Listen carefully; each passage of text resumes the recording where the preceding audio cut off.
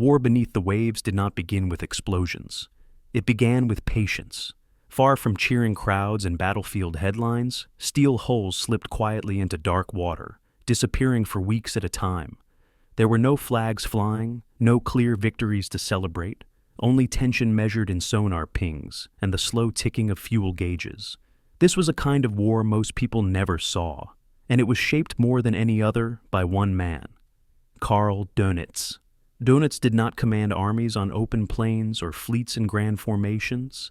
He commanded absence, silence, pressure applied so slowly and relentlessly that entire nations felt it before they could explain it. To him, naval war was not about decisive clashes. It was about strangulation. He believed Britain could be defeated without invasion, not by bombs, not by armies, but by starving an island of the ships it needed to live. This belief became the foundation of his life's work. Dönitz was a submariner before he was a strategist. He understood isolation, confinement, and the psychological weight of waiting beneath the sea. When he rose within the Kriegsmarine, he carried that mindset with him, shaping an entire naval doctrine around endurance, coordination, and calculated risk. His solution was the Wolfpack. Submarines would hunt not as individuals, but as networks. One boat would find a convoy, others would converge. Attacks would come at night, from multiple directions, overwhelming escorts through confusion rather than brute force. It was elegant, ruthless, and devastatingly effective, especially in the early years of the war. For a time, it worked. Merchant ships vanished faster than they could be replaced. Shipping lanes became graveyards. Britain stood closer to collapse than many realized. Dönitz pressed harder, demanding more boats, more crews, more reach. He believed the window for victory was narrow, and that hesitation would close it forever. But modern war does not remain static. The enemy adapted, radar improved, air patrols expanded, escort tactics evolved. The Atlantic slowly transformed from a hunter's domain into a trap. Submarines that once stalked freely were now detected, tracked, and destroyed. Losses mounted. Crews vanished at a rate that no training program could replace. Still, Dönitz refused to abandon the strategy that defined him. He pushed new technology forward. He demanded continued pressure. Then he believed the enemy was always closer to breaking than appearances suggested. As the war turned against Germany, Dönitz found himself pulled upward, away from the sea and into the collapsing structure of leadership itself. In the final days of the conflict, he inherited responsibility for a nation already defeated, tasked not with winning, but with ending something that had long escaped control. The legacy of Karl Dönitz is complex. He was a brilliant naval tactician, a relentless commander, a man whose strategy nearly changed the course of the war. And yet, he was also bound to a regime whose crimes defined the era. His focus on operational success often ignored the moral landscape surrounding it. History does not allow those things to be separated cleanly. The story of Dönitz forces us to confront uncomfortable truths. That effectiveness does not equal righteousness. That discipline can serve destructive ends. That war beneath the surface can shape the world above it. Tonight, we follow that submerged war, from early dominance to deadly adaptation, from silent victories to irreversible loss, from command at sea to responsibility at the end of everything. This is the history of Admiral Karl Dönitz. This is the story of Karl Dönitz. The cold waters of the Mediterranean closed over the hull like a grave. October 4th, 1918, 9 a.m. Captain Lieutenant Karl Dönitz stood on the conning tower of UC-25 as his submarine lurched beneath him, seawater pouring through the ruptured pressure hull. Around him, his crew scrambled toward the surface hatches, their faces masks of controlled terror. The British destroyer HMS Snapdragon circled like a predator, her guns trained on the dying vessel. Dönitz had refused surrender for 40 minutes, his hands gripping the periscope housing even as the boat filled with water. Now, as the Mediterranean swallowed his command, he gave the order he had sworn never to speak: abandon ship. In that moment, something hardened inside the 26-year-old officer. This would not be the end of his war with the sea. It would be the beginning. Karl Dönitz was born on September the 16th, 1891, in the Berlin suburb of Grunau. into a world that would soon cease to exist. His father, Admiral Dönitz, was an engineer and optical manufacturer, a man of modest bourgeois respectability who represented everything the young Karl would spend his life trying to prove himself worthy of. But fate intervened with cruel swiftness. When Karl was only 4 years old, Emil died, leaving Anna Dönitz to raise 2 sons alone in an era when widowhood often meant financial ruin and social diminishment. The absence of his father created a void that Karl would spend decades trying to fill, first with naval discipline, then with unwavering loyalty to authority, and finally with fanatical devotion to a man who would lead his nation to catastrophe. Childhood photographs show a serious boy with penetrating eyes, rarely smiling, always watchful. Those who knew him described an intensity that seemed out of place in someone so young, a hunger for structure and approval that made him stand apart from his peers. At 16, Karl made the decision that would define his existence. In 1910, he presented himself for the entrance examination to the Imperial German Navy, joining the officer candidate program that represented one of the most prestigious career paths available to a young man of his class. The Navy offered everything the fatherless boy craved: hierarchy, clear rules of conduct, a chance to prove masculine virtue, and a father figure in the form of the Kaiser himself. His training was rigorous, the discipline absolute. Young cadets learned that the Navy was not merely a profession, but a calling, a sacred trust to protect the fatherland against the encircling enemies that German propaganda claimed threatened the nation's very survival. Dönitz excelled in this environment. His instructors noted his exceptional memory, his meticulous attention to detail, his willingness to follow orders without question. These were not the qualities of a natural leader, perhaps, but they were the qualities of a perfect subordinate, a man who would never question the wisdom of those above him in the chain of command. His early naval career took him to the surface fleet, serving aboard the light cruiser SMS Breslau in the Mediterranean. When war erupted in August 1914, Breslau was in Constantinople, part of the complex diplomatic maneuvering that would eventually bring the Ottoman Empire into the conflict on Germany's side. Dönitz witnessed his first combat in the Black Sea, participating in shore bombardments and skirmishes with Russian naval forces. The experience was formative but frustrating. Surface warfare in that theater meant long periods of inactivity punctuated by brief, inconclusive engagements.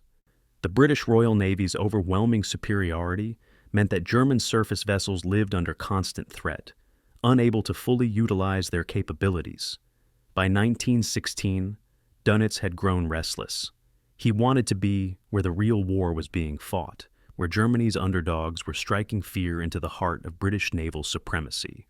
He volunteered for the U-boat service. The submarine force in 1916 was the weapon of desperation and innovation, crewed by men who understood they were riding a technological gamble into the most dangerous environment imaginable. U-boats were cramped, stinking tubes of riveted steel that dove beneath the waves with only the most primitive systems to keep their crews alive. Dönitz took to submarine warfare with the zeal of a convert. He loved the intimacy of the small crew, the way every man depended on every other, the chess-match nature of stalking prey while remaining hidden. After training, he was assigned to UC-25, a coastal mine-laying submarine that operated in the Mediterranean, one of the most contested waterways of the war. For 2 years, Dönitz hunted merchant ships and warships alike, laying mines in enemy harbors, learning the deadly art of undersea warfare. He was, by all accounts, a competent, if not exceptional, commander. But competence was not enough when the technology was still so primitive, when one mechanical failure or alert enemy could mean instant death for every man aboard. October 4th, 1918. The war was already lost, though few German officers would admit it. The Western Front was collapsing. The U-boat campaign had failed to starve Britain into submission, despite sinking millions of tons of shipping. UC-25 was on patrol in the Mediterranean when a convoy appeared on the horizon. Dönitz ordered his boat to attack position, running submerged to close the distance. But something went wrong. Accounts vary on the exact sequence of events. Some suggest mechanical failure. Others claim British depth charges damaged the pressure hull. What is certain is that UC-25 began taking on water faster than the pumps could handle. The boat lost trim and control, porpoising toward the surface directly in front of the convoy escorts.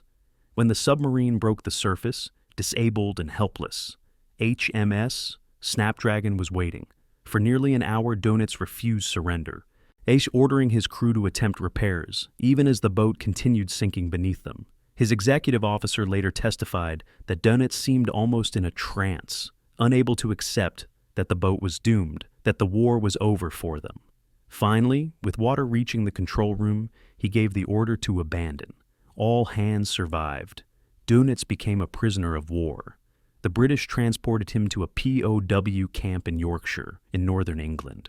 What happened during his 10 months of captivity remains the subject of historical debate and psychological speculation. Camp records note that Dönitz was a difficult prisoner, argumentative with guards, insistent on maintaining rigid military discipline among German POWs. Some accounts, though not definitively verified, suggest he suffered a nervous breakdown in early 1919, spending time in the camp hospital, exhibiting signs of what we would now recognize as severe stress disorder. Whether this is true or exaggerated mythology, something clearly changed in Dönitz during those months behind barbed wire. Fellow prisoners remembered him as obsessed with submarines, constantly drawing diagrams, working through tactical problems on scraps of paper, preparing for a war he insisted was not truly over. When the armistice was signed in November 1918, Dönitz refused to acknowledge Germany's defeat as legitimate. In his mind, the nation had been betrayed by politicians and revolutionaries, not defeated by superior force. This narrative, the stab-in-the-back legend, would poison German politics for the next 2 decades and provide fertile ground for a future demagogue's rise. July 1919. Dönitz returned to a Germany he barely recognized. The Kaiser had abdicated and fled to Holland. The Imperial Navy had ceased to exist in any meaningful sense. In a final act of defiance, German sailors had scuttled the entire high seas fleet at Scapa Flow, rather than allow it to be divided among the victorious Allies. The Treaty of Versailles, signed just weeks before Dönitz's release, reduced Germany to a coastal defense force of 15,000 men, with no submarines, no naval aviation, no ships larger than 10,000 tons. For a submarine officer, it was professional extinction. The very weapon system in which Dönitz had invested his identity was now forbidden to his nation. Many of his comrades left the service, seeking civilian careers in the chaos of the Weimar Republic. Dönitz made a different choice. He would stay in the Navy, no matter how diminished. He would preserve the knowledge and tactics of submarine warfare. And he would wait for the day when Germany would once again need men who understood how to fight beneath the waves. The psychological portrait that emerges from these early years is of a man shaped by absence and trauma in equal measure. The loss of his father created an authority vacuum that Dönitz filled with increasingly extreme forms of submission to hierarchy. His capture aboard UC-25 and the helplessness he felt as his boat sank instilled in him an obsessive need for control and preparation that would characterize his later command style. Fellow officers in the 1920s remembered him as humorless, intense, a man without hobbies or interests beyond naval matters. He married Ingeborg Weber in 1916. And they would have 3 children, daughter Ursula and sons Klaus and Peter. But even family life seems subordinate to his professional identity. Those who knew him described a man who lived for the service, who found meaning only in the structures of military hierarchy, who needed to belong to something larger than himself. These were not the qualities that made for a balanced human being, but they were precisely the qualities that would make him useful to a future regime that valued fanatical loyalty above all else. In 1919, standing on the dock at Kiel and watching the remnants of the Imperial Navy rust in harbor, Karl Dönitz made himself a promise. Germany had lost this war, but the next war would be different. The U-boat was not merely a weapon. It was Germany's only chance to defeat Britain, the island nation whose naval supremacy had strangled the Central Powers into submission. If submarines could be used properly, in coordinated groups rather than as lone wolves, with better technology and more aggressive tactics, they could succeed where the Kaiser's U-boats had failed. He did not know when this future war would come, or who would lead Germany into it. He only knew that when the time arrived, he would be ready. The Mediterranean waters that had swallowed UC-25 had not drowned Karl Dönitz. They had baptized him into a mission that would consume the rest of his life and send tens of thousands of men to deaths beneath the waves. The fatherless son had found his purpose. It would take 20 years, but Karl Dönitz would get his chance to prove that submarines could win wars. And in the proving, he would reveal himself as something far more dangerous than a brilliant tactician. He would become the last true believer in a cause already damned by history. The folder lay on the desk in the Admiralty building in Kiel, marked with a classification so secret that only a handful of officers in the entire German Navy knew it existed. April 1927. Inside were detailed diagrams of submarine hull designs, tactical maneuvers for coordinated attacks, calculations for optimal patrol patterns. The Treaty of Versailles explicitly forbade Germany from possessing submarines, operating submarines, or even researching submarine technology. Yet here, in the headquarters of a nation supposedly disarmed, an entire cadre of officers was keeping the flame of U-boat warfare alive. Captain Lieutenant Karl Dönitz sat at that desk, as studying documents that could have resulted in his arrest and imprisonment if Allied inspection teams discovered them.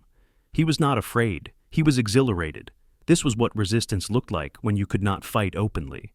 This was how you prepared for the war everyone knew was coming, even if no one dared speak it aloud. The Weimar Republic's navy existed in a state of deliberate contradiction. Officially, it was the Reichsmarine, a coastal defense force restricted by treaty to obsolete vessels and prohibited from any offensive capabilities. Unofficially, its officer corps maintained the institutional knowledge and tactical doctrine of Imperial Germany's submarine service through an elaborate system of camouflage and misdirection. Dönitz became central to this clandestine preservation. After his return from British captivity, he accepted positions on surface vessels, torpedo boats, and light cruisers that kept him employed, while Germany's submarines existed only on paper and in memory. But he never stopped studying U-boat warfare. The Admiralty Library in Kiel held complete records of World War I submarine operations, and Dönitz spent hundreds of hours analyzing patrol reports, sinking statistics, tactical after-action reports. He was looking for the pattern, the lesson that would unlock submarine warfare's full potential. He found it in mathematics and coordination. The Imperial Navy's U-boats had operated primarily as lone hunters. Each submarine assigned its own patrol area with minimal communication with other boats or shore command. This seemed logical given the primitive radio technology of the era and the need for submarines to maintain stealth. But Dönitz recognized the fundamental flaw in this approach. A single submarine could only be in one place at one time, and the Atlantic Ocean was vast beyond comprehension. A convoy of 40 merchant ships stretched over miles of ocean, protected by a handful of escorts. One U-boat might sink one or two ships before the escorts drove it away, or the convoy scattered. But what if multiple submarines could coordinate their attacks, converging on a convoy simultaneously from different directions? The escorts would be overwhelmed, unable to protect every ship at once. The convoy system, Britain's primary defense against submarines, could be turned into a liability, concentrating targets in a way that made them more vulnerable to mass attack rather than less. Dönitz began developing this concept, which he called Rudeltaktik, literally pack tactic. In English, it would become infamous as the Wolfpack. There was only one problem. Testing these theories required submarines, and Germany had none. So Dönitz improvised with what he had. In the late 1920s, he commanded torpedo boats and used them as submarine proxies, organizing elaborate exercises where the small, fast vessels would coordinate attacks on theoretical convoys represented by other German ships. His brother officers thought him obsessed, perhaps even unbalanced. Torpedo boats were not submarines. They operated on the surface and could be seen for miles. But Dönitz insisted the tactical principles were identical: concentration of force, coordinated timing, saturation of defenses. He filled notebooks with calculations. If 8 submarines attacked a convoy simultaneously, and each from a different bearing, what percentage of ships could theoretically be sunk before escorts could respond? The math was encouraging. He estimated 70 to 80% casualties if executed properly. His superiors filed these reports away. intrigued but skeptical. Without real submarines, it was all academic fantasy. Except Germany was building submarines, just not on German soil. The Treaty of Versailles prohibited submarine construction in Germany, but said nothing about German companies operating abroad. Throughout the 1920s, German naval architects and engineers worked in Holland, Spain, Finland, and Turkey, designing and building submarines ostensibly for those nations' navies. These foreign projects served as training grounds for German expertise, all keeping alive the skills and knowledge that would be needed when circumstances changed. German naval officers also quietly trained on foreign submarines, rotating through multi-month assignments aboard Dutch, Spanish, and Turkish boats. Dönitz himself never participated in these foreign exchanges. His role was doctrinal rather than technical, but he maintained close contact with officers who did, debriefing them extensively about new technologies and operational lessons. By 1933, Germany possessed a complete submarine design bureau, an experienced cadre of builders and operators, and comprehensive tactical doctrine. All that was missing was permission to use it. January 30th, 1933, Adolf Hitler became Chancellor of Germany. The political earthquake that followed would reshape every aspect of German society, including its military. Hitler had promised to restore German military power and overturn the dictated peace of Versailles. For men like Dönitz, who had spent 14 years waiting for this moment, the Nazi seizure of power represented opportunity more than ideology. The new regime began immediate secret rearmament, constructing aircraft, tanks, and ships in violation of treaty restrictions. The Navy received authorization to begin preliminary submarine construction, still clandestine, but now with government support rather than covert funding. Dönitz watched these developments with carefully controlled enthusiasm.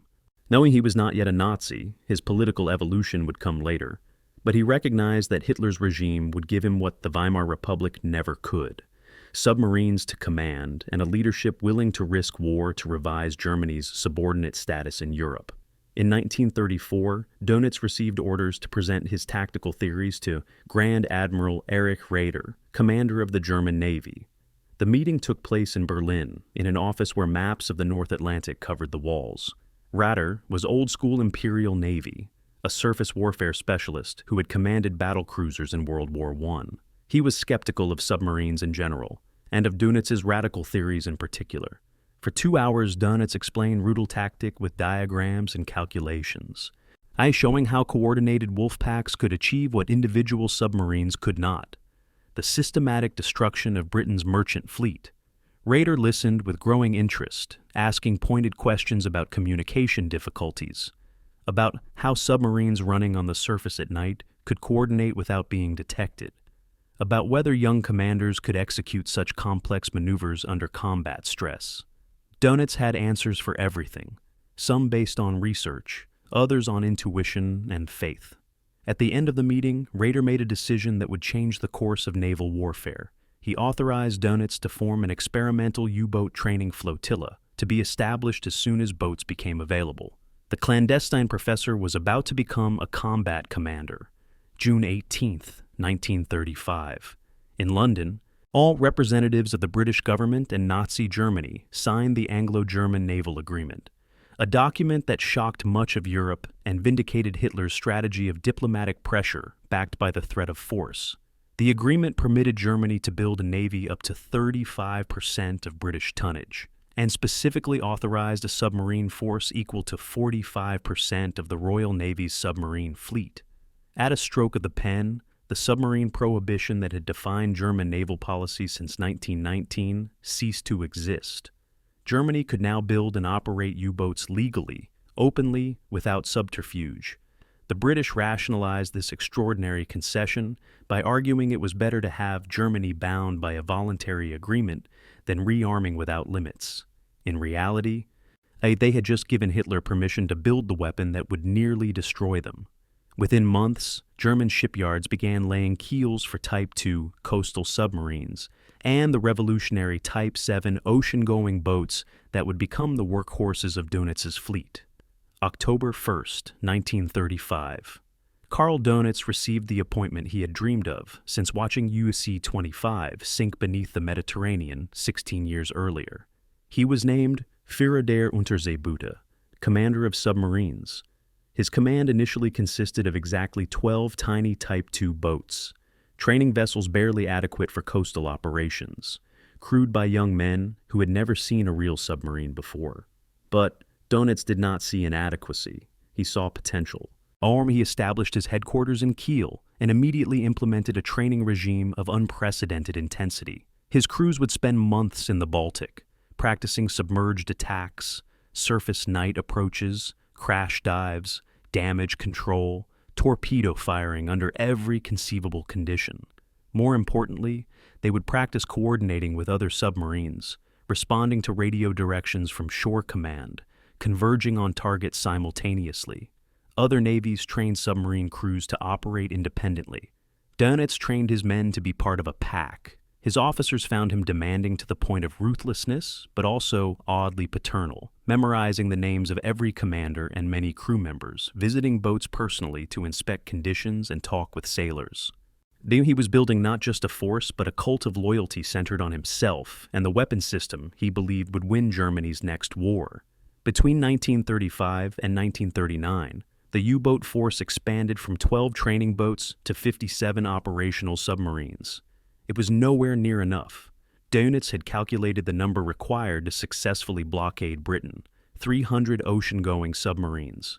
With 300 boats, he could maintain 100 on patrol in the Atlantic at any given time, while another 100 transited to and from bases, and a third 100 underwent maintenance and refit.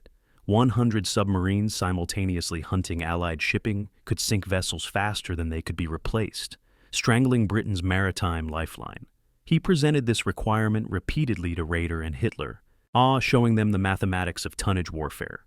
They nodded and agreed in principle, but prioritized battleship construction instead, seduced by the prestige and visible power of massive surface vessels. Hitler personally approved Plan Z, a massive naval construction program centered on 6 battleships and numerous cruisers, with submarines as an afterthought. The plan projected completion by 1945. Dönitz knew Britain would never allow Germany that much time. War was coming much sooner, and he would have to fight it with a fraction of the force he needed. But he also knew something his superiors did not yet understand. In the coming conflict, tonnage would matter more than battleships, patience more than glory, and submarines more than any other weapon Germany possessed. The clandestine professor had kept the faith through 16 years of prohibition and limitation. Now he had his command and his chance.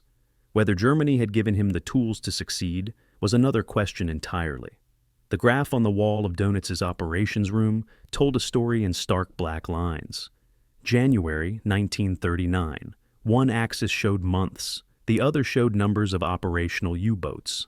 The line climbed slowly from 12 boats in 1935 to 57 boats now. But there was a second line, drawn in red, that climbed much higher. It represented Dönitz's calculated requirement: 300 ocean-going submarines.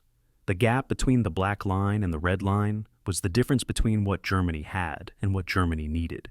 Every time Grand Admiral Raeder visited the submarine headquarters in Kiel, Dönitz would gesture at that graph and make the same argument with the same relentless logic. 300 boats, not 350, not 250. 300 was the minimum number required to blockade Britain effectively. Every calculation led back to that number, as certain as mathematics itself. Raeder would nod sympathetically and change the subject. Hitler had decided on battleships. The discussion was closed. The mathematics of submarine warfare had a brutal elegance that Dönitz found deeply satisfying. Britain was an island nation that imported 60% of its food and most of its raw materials. Every week, thousands of merchant ships crossed the Atlantic bringing grain from Canada, oil from America, wool from Australia, beef from Argentina. Yet Britain's survival depended on this oceanic supply chain remaining intact. Break the chain, and Britain would face starvation and industrial collapse within months. During World War I, Germany's U-boats had come frighteningly close to achieving this, sinking millions of tons of shipping before the convoy system and American entry turned the tide. Dönitz had studied those campaigns obsessively and identified two critical failures. First, Germany never committed enough submarines to overwhelm the convoy defenses. Second, U-boats operated independently rather than concentrating force on high-value targets. His Rudeltaktik Wolfpack Doctrine solved the second problem, but the first problem, sheer numbers, could only be solved by building more boats. He calculated the operational tempo meticulously. A Type 7 submarine required approximately 4 weeks to sail from a German base to the North Atlantic patrol areas, remain on station for 2 weeks, then return home. Add 2 weeks for maintenance, crew rest, and reprovisioning, and each boat completed 1 patrol every 8 weeks. To maintain constant pressure, you needed 6 boats for everyone you wanted on station at any moment. If the goal was 100 submarines hunting in the Atlantic simultaneously, enough to guarantee locating and destroying every convoy, you needed 600 boats total. But Dönitz allowed for losses and provided some margin for error, arriving at his famous number: 300 operational submarines. With 300 boats, Germany could sink 700,000 to 800,000 tons of shipping per month, every month without pause. When British shipyards could build perhaps 200,000 tons per month in replacement, the mathematics were inexorable. Within a year, maybe 2, Britain's merchant fleet would be destroyed. The war would be won without ever invading the British Isles. All Germany needed was 300 submarines and the patience to execute the campaign systematically. Hitler was not interested in patience or mathematics. The Führer's strategic vision centered on rapid, overwhelming victories achieved by massed armor and air power, supported by a navy that projected visible strength. He approved construction of the massive battleships Bismarck and Tirpitz, each displacing over 40,000 tons and costing resources equivalent to 40 U-boats. He ordered 3 battlecruisers and 2 aircraft carriers, and vessels that would not be completed until the mid-1940s, if ever. Submarines received only modest increases in construction priority. By early 1939, German shipyards were producing approximately 2 submarines per month, a pace that would require 12 years to reach Dönitz's 300-boat requirement. When Dönitz protested, Raeder reminded him gently but firmly that the Navy's role was to support the Führer's overall strategy, not to pursue independent campaigns. Besides, Raeder assured him, war with Britain was not imminent. Plan Z assumed peace until at least 1945, giving Germany time to build a balanced fleet. Dönitz listened to these assurances with growing dread. His intelligence sources and his own reading of British politics told him the war was coming much sooner. The Type 7 U-boat that began arriving in significant numbers by 1938 was a remarkable piece of engineering, refined through years of clandestine development. It measured 220 feet long, with a surface displacement of 769 tons, small enough to be built quickly, but large enough for extended ocean operations. On the surface, diesel engines pushed it to 17 knots. Submerged, electric motors provided 8 knots for short periods before batteries depleted. It carried 14 torpedoes and could remain at sea for 6 to 8 weeks. The crew of 44 men lived in conditions of almost unimaginable cramped discomfort, sleeping in shifts and bunks surrounded by machinery, eating preserved food, unable to bathe for weeks, all breathing air that grew increasingly foul as the patrol progressed. But the Type 7 had qualities that mattered more than comfort. It was rugged, reliable, relatively simple to operate, and capable of diving to depths of 220 meters, far deeper than most convoy escorts could target with depth charges. Dönitz loved these boats with an emotion that approached religious devotion. He believed they could win the war, if only Germany built enough of them.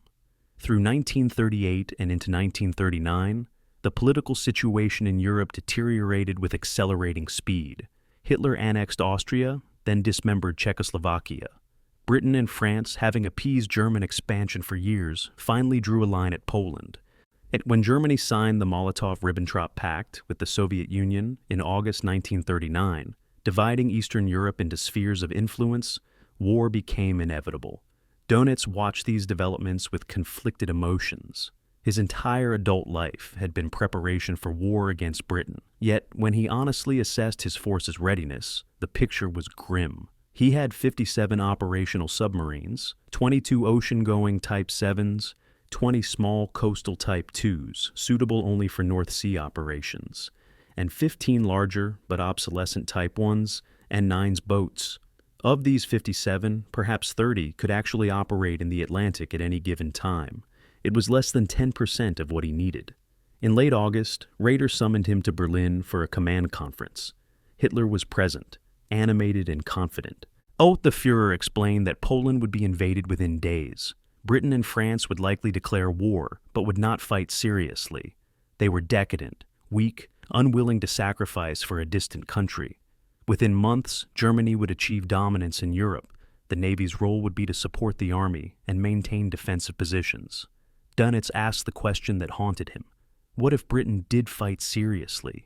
What if this became a prolonged conflict requiring economic warfare against British shipping? Hitler dismissed the concern. Britain would see reason. But if not, how long would the submarine campaign require? Dönitz gave him the truth. With 300 boats, 18 to 24 months. With 57 boats, impossible to predict, perhaps never. Hitler stared at him with those unsettling pale blue eyes and said something Dönitz would remember for the rest of his life. I will not live to see another long war. This will be quick. Do what you can with what you have. The meeting ended. Dönitz returned to Kiel and updated his operations board. 57 boats, 300 needed. He began drafting operational plans for a war he did not believe he could win. September 1st, 1939, 4:45 in the morning. German forces invaded Poland. 2 days later, Britain and France declared war on Germany. Dönitz received the news in his headquarters with a sense of fatalistic resignation. This was it, the moment for which he had prepared for 20 years. His diary entry for September 3rd was brutally honest. Today, war with Britain began. This is the one enemy the Navy has been preparing and building for. We now find ourselves in a position I believed would not occur before 1945 at the earliest. The submarine force is far too weak to exert any decisive effect on the war. We can do little more than show we know how to die gallantly. It was not false modesty. He had run the numbers 1,000 times. 57 submarines against the world's largest merchant fleet, protected by the world's most powerful navy, with no guarantee of additional U-boat construction given competing military priorities. The mathematics said failure, but Karl Dönitz had not spent 2 decades keeping submarine warfare alive to surrender before firing the first torpedo. He immediately ordered all available Atlantic submarines to sail for British convoy routes. And his operational directive was clear: attack merchant shipping ruthlessly, ignore warships unless circumstances dictated otherwise, prioritize tonnage sunk over tactical victories. The tonnage war had begun. It would be a race between German submarines sinking ships and Allied shipyards building replacements, between Dönitz's growing tactical skill and Allied technological countermeasures, between construction of new U-boats and destruction of old ones. He was starting that race from behind, but he had advantages his enemies did not yet appreciate. He had tactics they had never seen. He had commanders trained to a level of proficiency unprecedented in submarine warfare. And he had something else, something that would prove more important than technology or numbers: absolute, unwavering belief that U-boats could win this war if used properly. Over the next 6 years, that belief would send tens of thousands of Allied merchant seamen to deaths in the cold Atlantic. It would also send 28,000 German submariners to graves beneath the waves, sacrificed to a mathematical calculation that could never quite close the gap between the red line and the black line, between what was needed and what was available. The man who had spent 19 years as the clandestine professor was now the operational commander. The Wolfpacks were hunting, and Britain was about to discover that its greatest vulnerability was not on land or in the air, but in the dark waters of the ocean that surrounded its shores. The sun had already set when Oberleutnant Fritz Julius Lemp spotted the passenger liner through U-30's periscope. September 3rd, 1939, 9 o'clock in the evening. The ship was sailing alone, 250 miles northwest of Ireland, no escort visible in any direction. Lemp had been at war for exactly 12 hours. Germany's declaration had been transmitted to all U-boats at sea that morning. His orders were explicit: attack merchant shipping according to prize rules, which required stopping vessels, checking cargo manifests, and allowing crews to evacuate before sinking. But prize rules assumed daylight and calm seas. This was night in hostile waters, and Lemp was confident the darkened ship was an armed merchant cruiser. Through the periscope, he could see the vessel's size and speed. As typical of converted liners used as auxiliary warships, he made his decision: attack without warning. U-30 fired 2 torpedoes. Both hit. The ship began sinking immediately, taking on a severe list. Only later would Lempe learn his catastrophic error. The ship was SS Athenia, an unarmed passenger liner carrying 1,400 civilians from Glasgow to Montreal. 113 people died in the sinking, including 28 Americans. The first shots of Germany's Atlantic campaign had killed innocents. It was not an auspicious beginning. The Athenia incident created immediate political problems for Germany. Britain and America accused Hitler of ordering unrestricted submarine warfare in violation of international law. The German government denied any involvement, exclaiming British intelligence had sabotaged the ship to create anti-German sentiment. Dönitz knew the truth. He had debriefed Lemp personally when U-30 returned to Wilhelmshaven weeks later, but he also recognized how the incident constrained his operations. Hitler personally ordered submarines to strictly observe prize rules when engaging passenger vessels, adding bureaucratic requirements that made effective attacks nearly impossible. Dönitz chafed under these restrictions but had no choice except obedience. His U-boats spent September and early October operating under constraints that eliminated many potential targets. Yet even with these limitations, the submarines began scoring successes that validated everything Dönitz had theorized. The Wolfpacks were learning to hunt. September 17, 1939, U-29, then commanded by Kapitän Lieutenant Otto Schuhart, was operating southwest of Ireland when a lookout spotted a massive aircraft carrier, escorted by 4 destroyers. HMS Courageous was one of Britain's converted battle cruisers, carrying 48 aircraft and over 500 crew. She was hunting submarines, ironically, part of aggressive patrols meant to clear U-boats from the western approaches. Schuhart maneuvered carefully, using the carrier's predictable pattern as she turned into the wind to launch aircraft. At 3,500 meters range, he fired 3 torpedoes from submerged position. 2 hit. Courageous sank in 20 minutes. 519 British sailors died. It was the first major warship sunk by a submarine in World War II, and the victory sent shockwaves through the Royal Navy. If a large aircraft carrier with destroyer escort could be sunk so easily, no British vessel was safe. Dönitz promoted Schuhart and authorized all his commanders to attack warships of opportunity aggressively. The restrictions that followed Athenia had not prevented his most spectacular success to date. But the greatest achievement of this early period came in October from a young commander who would become the first U-boat ace of the war, Günther Prien. A 31-year-old from Leipzig, Prien had joined the Merchant Marine as a teenager before transferring to the reconstituted German Navy. He commanded U-47, a Type 7B boat with a crew of 40 men who worshipped him. Prien combined technical competence with the kind of aggressive risk-taking that Dönitz valued above all other traits. In early October, Dönitz summoned him to headquarters with an audacious proposal. British aerial reconnaissance had revealed that Scapa Flow, the Royal Navy's primary base in northern Scotland, had gaps in its defensive nets and block ships. The eastern entrance appeared navigable for a skilled commander during the new moon. Would Prien be willing to attempt penetrating the anchorage and attacking the British home fleet in its own base? It was essentially a suicide mission. Prien accepted without hesitation. October 13, 1939, just after midnight. Günther Prien conned U-47 through Kirk Sound on the eastern side of Scapa Flow, navigating by moonlight between block ships that loomed out of the darkness like the hulls of surfaced submarines. The tide was running strong, threatening to push the boat against the wrecks. As Prien's hands were steady on the periscope housing as he whispered course corrections to his helmsman. It took 40 minutes to complete the passage, 40 minutes during which any British lookout could have spotted them and raised the alarm. But no alarm came. U-47 was inside Scapa Flow. Through his periscope, Prian surveyed the anchorage and felt crushing disappointment. The harbor was nearly empty. Most of the home fleet was at sea. Only one target of real value remained. HMS Royal Oak, an old battleship considered too slow for active operations, reduced to harbor defense duty. Prian positioned U-47 for attack and fired 4 torpedoes. One hit, exploding against Royal Oak's bow. Confused British sailors thought it was an internal explosion, perhaps in paint stores. Prian reloaded and fired 3 more torpedoes.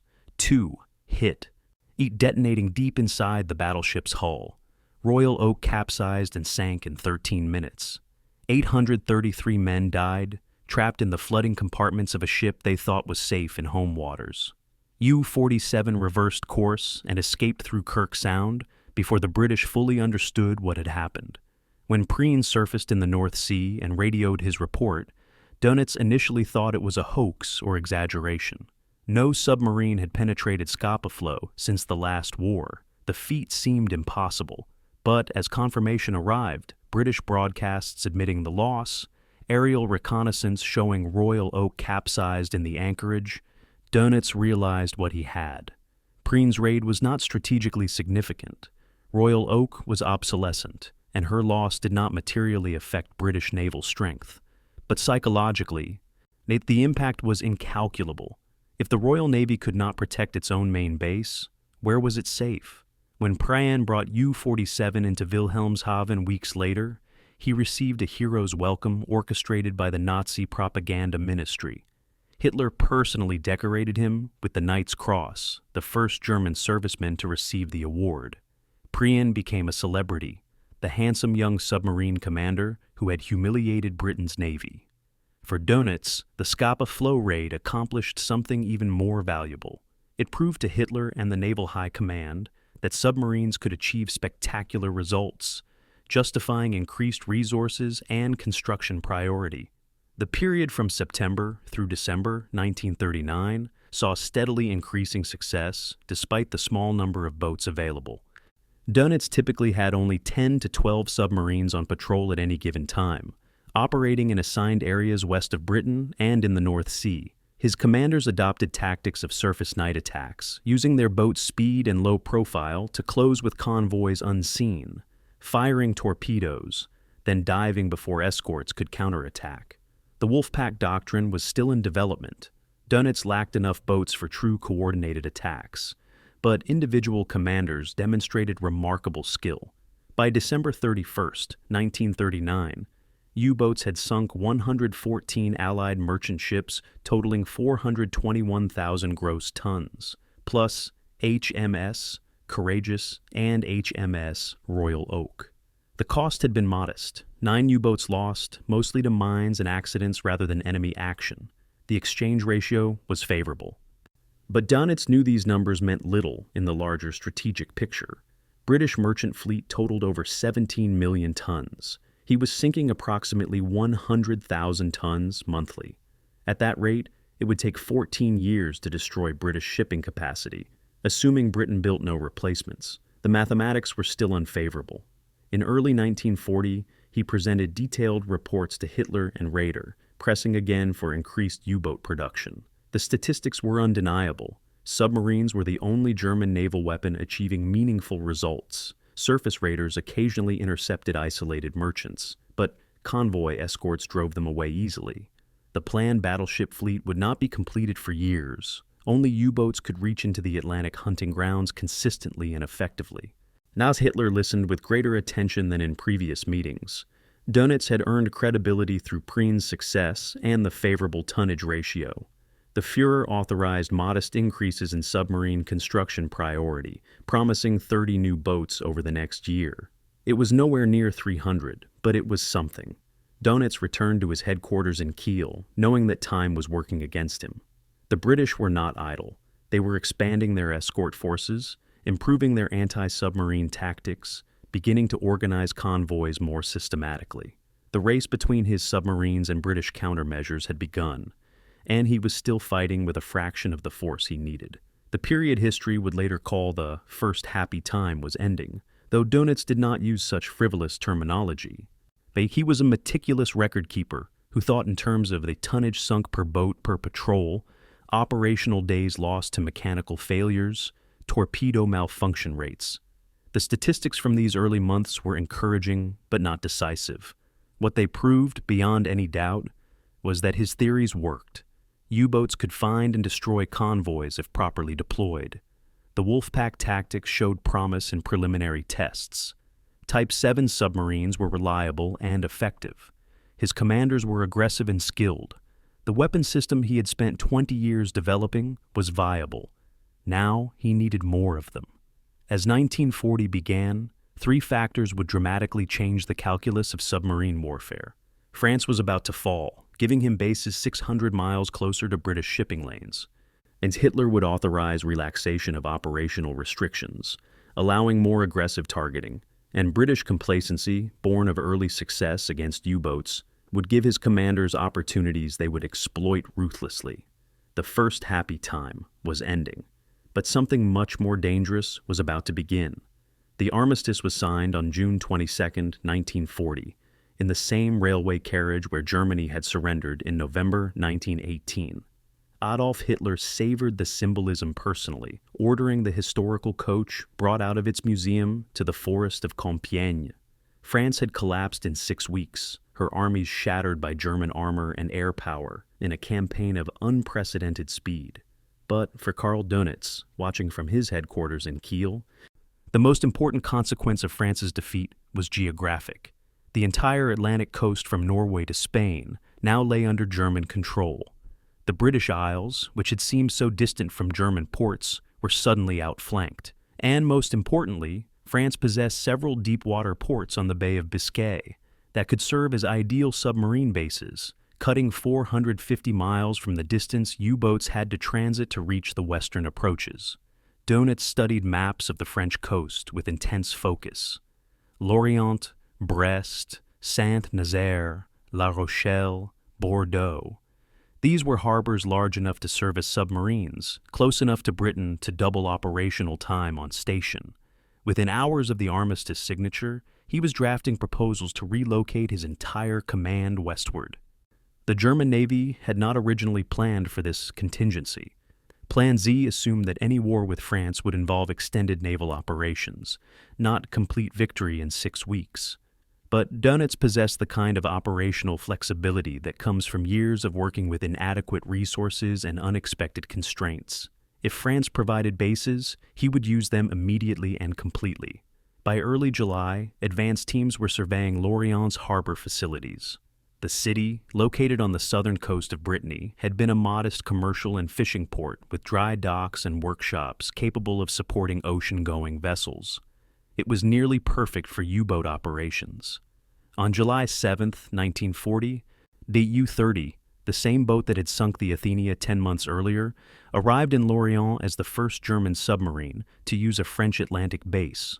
Her crew was greeted by German naval personnel and local French officials who had accepted the armistice and were cooperating, however reluctantly, with the occupation. Dönitz did not trust the French. Within weeks, he ordered construction of massive fortified bunkers that would make the U-boat bases impervious to air attack and impossible for resistant sabotage. The strategic advantage of the French bases transformed U-boat operations almost overnight.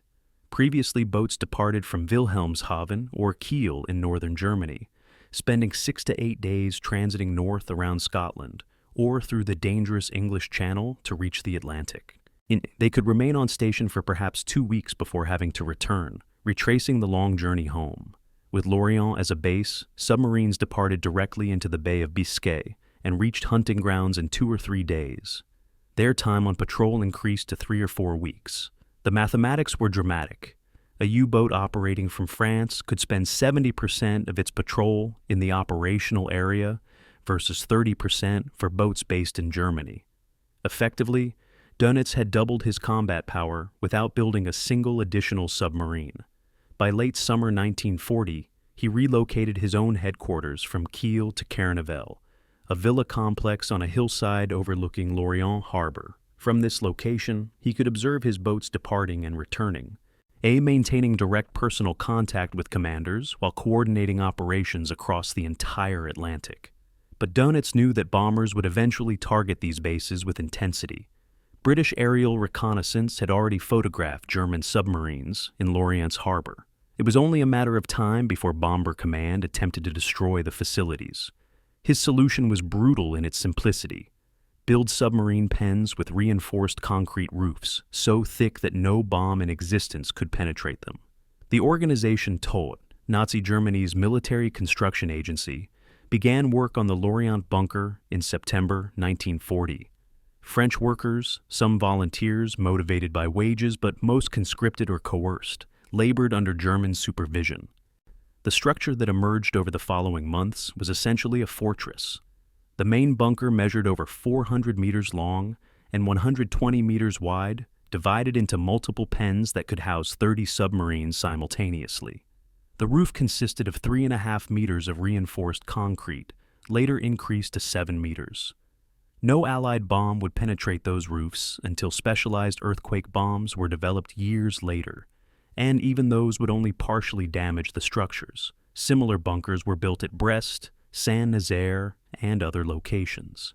They represented a massive investment of resources and labor, but they made the French bases virtually invulnerable to air attack. The period from June through December 1940 marked the beginning of what submarine crews would call the happy time, though again, Dönitz preferred statistical terminology. In June 1940, U-boats sank 58 Allied ships totaling 274,000 gross tons. In October, the number reached 63 ships, 352,000 tons. By year's end, total 1940 sinkings exceeded 1,000 ships, over 4 million tons. The loss rate for U-boats remained manageable, 24 boats lost during the entire year. Dönitz now had between 60 and 70 operational submarines, still far below his 300-boat requirement, but enough to begin implementing limited Wolfpack tactics. His operations room in Naval became the nerve center of the campaign, and a huge wall map showed the positions of all U-boats at sea, updated hourly based on radio communications. When convoys were spotted by one boat, Dönitz would direct other nearby submarines to converge, creating ad hoc Wolfpacks of 3 to 6 boats. The system worked imperfectly. Communication delays, bad weather, and navigation errors meant that coordinated attacks often failed to materialize. But when everything aligned, the results were spectacular. A typical Wolfpack attack in this period followed a pattern Dönitz refined through practice. The first boat to spot a convoy would shadow at maximum range, transmitting regular position reports back to headquarters. Dönitz would plot the convoy's course and speed, then calculate intercept points for other U-boats in the area. He would transmit orders directly to his commanders. Beta Group, proceed maximum speed to grid square BE53. Convoy expected 2,200 hours. Attack in coordination with U-48 and U-99. The submarines would race across the ocean surface at 17 knots, faster than most merchant ships, converging on the target like wolves responding to the Alpha's howl. They would attack at night, on the surface, from multiple bearings simultaneously. Convoy escorts would be overwhelmed, unable to protect every ship or pursue every attacker. In the chaos and darkness, U-boats would fire torpedoes at point-blank range, often sinking multiple ships before the escorts could organize an effective response. Then the submarines would scatter, diving to evade counterattacks. At surfacing once clear to radio, their success back to Naval. The psychological impact on Allied merchant seamen was devastating. They sailed in ships that could outrun submerged submarines, but not surfaced ones, protected by escorts that seemed powerless against coordinated attacks. When a convoy came under night attack, sailors watched ships around them explode without warning, flames lighting the ocean, men screaming in water thick with oil. The protocol was cruel but necessary. Convoys could not stop to pick up survivors. Escort vessels sometimes could not spare the time to search for men in the water, leaving them to die of exposure or drowning while the convoy steamed away. Survival rates for merchant seamen torpedoed in winter. North Atlantic were measured in minutes, not hours. The men who crewed these ships were civilians. In many over military age or unsuited for combat service, sailing for wages in the most dangerous occupation of the war. They had no weapons to fight back, no armor to protect them, no parachutes to escape. They simply went to sea knowing that U-boats were hunting and that their ship might be next. By late 1940, Dönitz believed he was finally winning the tonnage war. British shipyards were building approximately 1 million tons of replacement shipping per year. His submarines were sinking 4 million tons. The gap was unsustainable for Britain. If he could maintain this rate, if he could increase his submarine numbers even modestly, if the British could not develop effective countermeasures quickly, then the mathematical strangulation of Britain's maritime lifeline would succeed. But several factors complicated this optimistic assessment. First, American shipyards were beginning to produce merchant vessels for Britain under Lend-Lease arrangements, adding construction capacity that dwarfed British yards. Second, the British were rapidly expanding their escort forces and improving anti-submarine tactics. Third, and most troubling though Dönitz did not yet know it, British codebreakers at Bletchley Park were beginning to read German naval Enigma messages, giving them advance warning of U-boat positions. The happy time was reaching its peak, but the conditions that made it possible were already beginning to erode. December 31st, 1940. Dönitz reviewed his statistics in the Naval headquarters as the year ended. 4.3 million tons sunk. Favorable loss ratios. French bases operational and fortified. U-boat production increasing slowly. He was promoted to admiral on January 1st, 1941. Recognition of his success and growing influence within the German military. But that promotion came with new pressures and expectations. Hitler was planning the invasion of the Soviet Union, an operation that would consume massive resources and attention. The Navy would be expected to support operations in the Arctic and Baltic, drawing submarines away from Atlantic convoy routes. Meanwhile, Britain was receiving increasing American support, and Roosevelt's government was openly hostile to Germany despite nominal neutrality.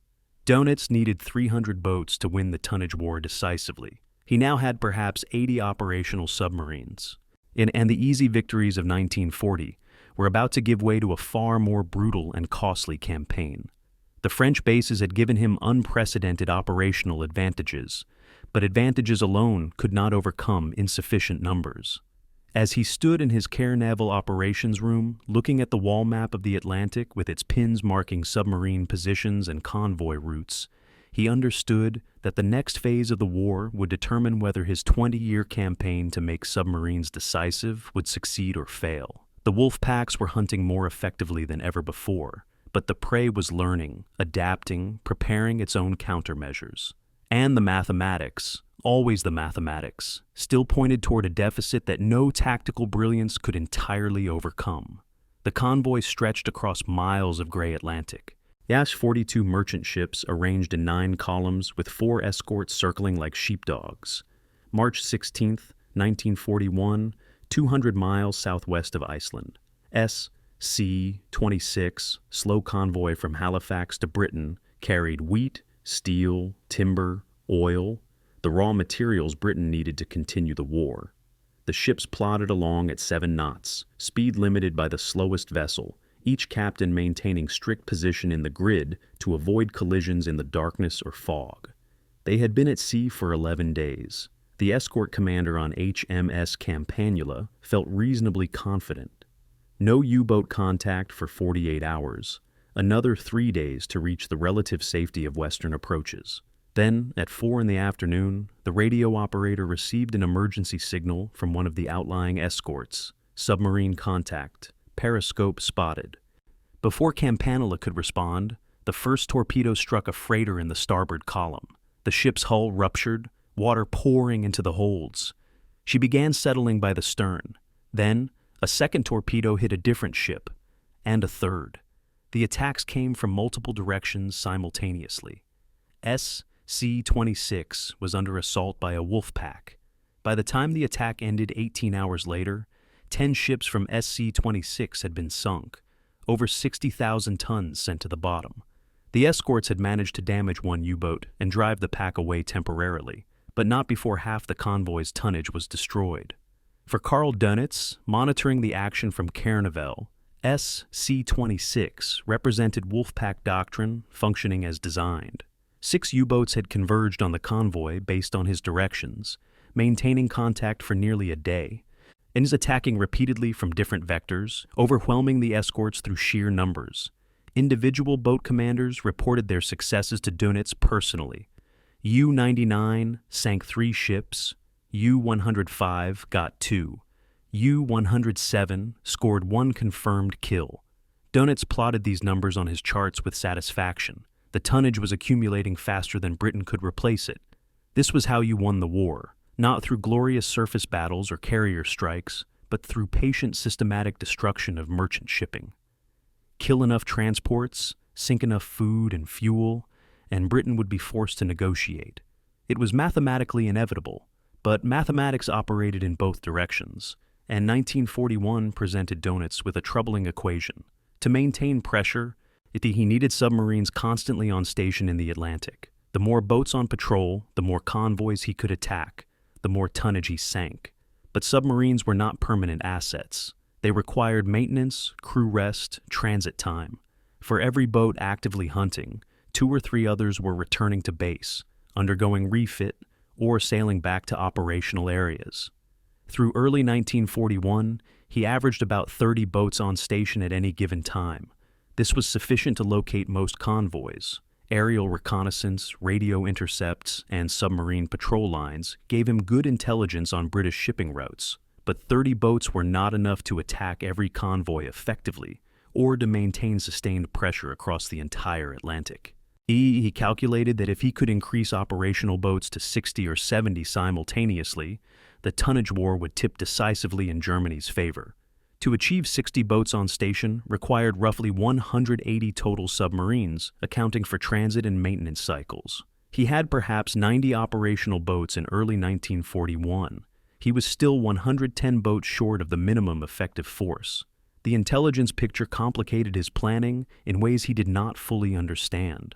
British codebreakers at Bletchley Park had captured naval Enigma machines and codebooks from several sources, including U-110 in May 1941, though Dönitz never learned of this capture.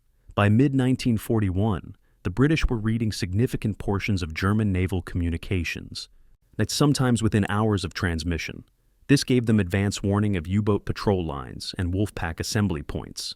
The British could not always reroute convoys fast enough to avoid contact, but even partial knowledge allowed them to add escorts to threatened convoys or vector long-range patrol aircraft to areas where submarines were concentrating. Dönitz noticed that his carefully planned ambushes sometimes failed to make contact with convoys that should have passed directly through his patrol lines. He suspected that the British were reading German codes, but could not prove it. His naval communications officers assured him that Enigma was mathematically unbreakable. The machine's rotor settings created millions of possible combinations that would take years to decode by hand calculation. What Dönitz did not know was that the British had built electromechanical computers specifically to break Enigma, machines that could test thousands of combinations per minute. The intelligence war was tilting against him, though he would not understand the full extent of the breach for years. The human toll of the tonnage war defied easy calculation. Every statistic in Dönitz's reports, 8,000 tons sunk here, 12,000 there, represented men dying in ways almost designed to maximize suffering. When a torpedo struck a ship, crew had minutes to abandon vessel. In winter North Atlantic, water temperature hovered just above freezing. Life expectancy for a man in the water without immersion suit was perhaps 15 minutes before hypothermia induced unconsciousness. Many sailors died before they could reach lifeboats. Others made it to boats or rafts only to die of exposure over hours or days, drifting in stormy seas waiting for rescue that might never come. Oil-covered survivors getting into eyes and mouths, making breathing difficult. Men who swallowed oil-contaminated water suffered agonizing internal burns. The lucky ones died quickly from injuries in the initial torpedo strike. The unlucky died slowly of cold, thirst, or drowning when damaged lifeboats capsized in rough seas. Dönitz knew these realities in abstract terms, but trained himself to think in tonnage, not lives. Each sinking was a number to be added to the monthly totals, a calculation in the larger equation of Britain's strangulation. May 9th, 1941. The destroyer HMS Bulldog and corvette HMS Obrisha attacked U-110 south of Iceland, all dropping depth charges that forced the submarine to surface. Commander Fritz Julius Lemp, the same officer who had sunk Athenia on the war's first day, ordered his crew to abandon ship, then attempted to scuttle the boat by opening seacocks. But Lemp was killed during the evacuation, and the scuttling charges failed to detonate. British sailors boarded the wallowing submarine before it sank, and discovered a functioning Enigma machine along with current codebooks and operational documents. This intelligence coup gave Bletchley Park the keys to read naval Enigma for extended periods. The British kept the capture absolutely secret, even from most senior commanders, to avoid alerting the Germans. U-110 officially sank in combat. No mention was made of the boarding or capture. Dönitz never learned that his communications were compromised. Nay, he continued using Enigma throughout the war, believing his messages were secure. This was the invisible turning point, the moment when British intelligence gained a decisive advantage that would influence every subsequent convoy battle. Through summer and fall 1941, the tonnage war continued with brutal intensity. Dönitz refined Wolfpack tactics, experimenting with different patrol line formations and attack coordination methods. He ordered his commanders to attack aggressively, press attacks even against well-defended convoys, accept higher risks to maximize sinkings. The monthly totals climbed, over 300,000 tons in June, 400,000 in July. By year's end, 1941 sinking statistics showed 875 Allied ships destroyed, totaling 4.3 million gross tons. And it was an impressive achievement, but context revealed troubling trends. British and American shipyards had dramatically increased production. Replacement tonnage was approaching 2 million tons per year. The gap was narrowing. Additionally, U-boat losses were increasing. 35 submarines were lost in 1941, mostly to improve British anti-submarine tactics. Better depth charges, more escorts, rudimentary shipboard radar. The loss rate was still sustainable, but barely. Dönitz's force was growing, but slowly. He had roughly 120 operational boats by December 1941, still far below the 300 he needed. December 7, 1941. Japanese aircraft attacked Pearl Harbor, bringing the United States into the war. 4 days later, Hitler declared war on America.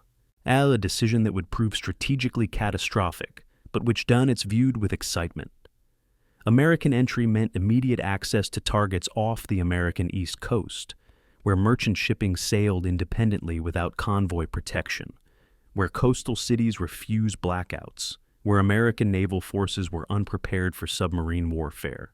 He began planning Operation Drumbeat, a campaign against American coastal shipping that he believed would replicate the happy time conditions of 1940. But American entry also meant that Allied shipbuilding capacity would eventually dwarf anything Germany could sink. American shipyards were beginning to mass-produce Liberty ships using prefabricated construction methods, vessels that could be built in weeks rather than months. The tonnage equation was about to change dramatically, though the full impact would not be felt for another year. Dönitz's relationship with Hitler evolved significantly during 1941. The Führer summoned him for regular briefings on submarine operations, listening attentively to tonnage statistics and tactical explanations. Hitler remained primarily focused on the Eastern Front, where Operation Barbarossa had initially succeeded beyond expectations, but was now bogging down outside Moscow. But he appreciated the submarine campaign's contribution to weakening Britain, and he gradually increased U-boat construction priority. By year's end, German shipyards were completing approximately 20 new submarines per month, finally approaching production rates Dönitz had requested for years. The problem was time. Or building submarines required 8 to 12 months from keel laying to commissioning. New boats being started in late 1941 would not reach operational status until mid to late 1942, and crew training took additional months. The force expansion Dönitz needed was happening, but on a timescale that might be too slow to win the tonnage war before American shipbuilding overwhelmed his campaign. December 31st, 1941. Dönitz reviewed the year's statistics with mixed emotions. 4.3 million tons sunk represented the most successful year yet for U-boats. Wolfpack tactics had proven their effectiveness repeatedly. His force was growing steadily. He had been promoted to admiral and enjoyed Hitler's confidence. But the strategic picture was darkening. American entry meant facing production capacity that could potentially replace losses faster than submarines could inflict them. British defenses were improving systematically. Convoy escort numbers had increased significantly. Most Atlantic convoys now had 4 to 6 escorts rather than 2 or 3. Long-range patrol aircraft were beginning to close the Atlantic Gap, the mid-ocean area beyond land-based aircraft range where U-boats had previously operated with impunity. And most troubling, though he could not prove it, Dönitz suspected that British convoy routing showed patterns suggesting intelligence compromise. As the new year began, he faced a race between expanding his submarine force and improving Allied countermeasures. The tonnage war was far from won, and the easiest victories were already in the past. Yes, what came next would test whether numbers, tactics, and determination could overcome the industrial might of nations whose combined production capacity exceeded Germany's by orders of magnitude. The mathematics of submarine warfare, which had seemed so favorable in 1940, were becoming increasingly ambiguous. But Karl Dönitz had spent his entire adult life preparing for this campaign. Retreat or compromise were not options he would consider. The wolf packs would continue hunting until either Britain surrendered or the last U-boat was destroyed. There would be no middle ground. The lights of New York City glowed on the horizon like a beacon. January 13th, 1942, just after midnight. Captain Lieutenant Reinhard Hardigan stood on the conning tower of U-123, watching the impossible scene with almost disbelieving satisfaction. The American coastline blazed with illumination, skyscraper windows lit, beachfront hotels advertising their presence, lighthouses sweeping their beams across the water. Cars drove along coastal roads with headlights on, creating ribbons of light visible for miles at sea. Against this backdrop, merchant ships were perfectly silhouetted, black shapes against artificial daylight, completely unaware that a German submarine was hunting them 60 miles from Manhattan. Hardigan had been at sea for 2 weeks, part of a 5-boat vanguard Dönitz had designated Operation Paukenschlag, drumbeat. The operation's objective was simple: attack American coastal shipping ruthlessly, create panic, demonstrate that America's home waters were no longer safe. Through his binoculars, Hardigan spotted his first target, a large tanker, sailing alone, no escorts visible. He ordered U-123 to attack position. This was going to be easier than anyone had imagined. The first torpedo struck the British tanker Cyclops just forward of amidships, igniting her cargo of 12,000 tons of crude oil. The explosion lit the night sky, flames climbing hundreds of feet into the air. People on shore, beachgoers in Atlantic City, residents in coastal homes, stopped to watch the distant fireball, many assuming it was some kind of industrial accident or military exercise. Few understood they were witnessing the opening shot of a campaign that would turn American coastal waters into a graveyard. Cyclops burned for hours before sinking. Her crew abandoning ship in lifeboats that were picked up by American Coast Guard vessels the following morning. Hardigan remained on the surface, watching his handiwork, then continued south along the coast, hunting for additional targets. Over the next 4 weeks, U-123 would sink 9 ships totaling 53,000 tons, all within sight of the American coast. And Hardigan's success was merely the beginning. Karl Dönitz had recognized the opportunity American entry represented immediately. The United States Navy was unprepared for submarine warfare in home waters, a fact confirmed by intelligence reports and radio intercepts. American merchant ships sailed independently rather than in convoys, following predictable routes close to shore. American coastal cities refused to implement blackouts, all concerned about tourism and civilian morale. American naval forces were concentrated in the Pacific, responding to Pearl Harbor or protecting transatlantic convoys, leaving coastal defense to a handful of obsolescent destroyers and Coast Guard cutters.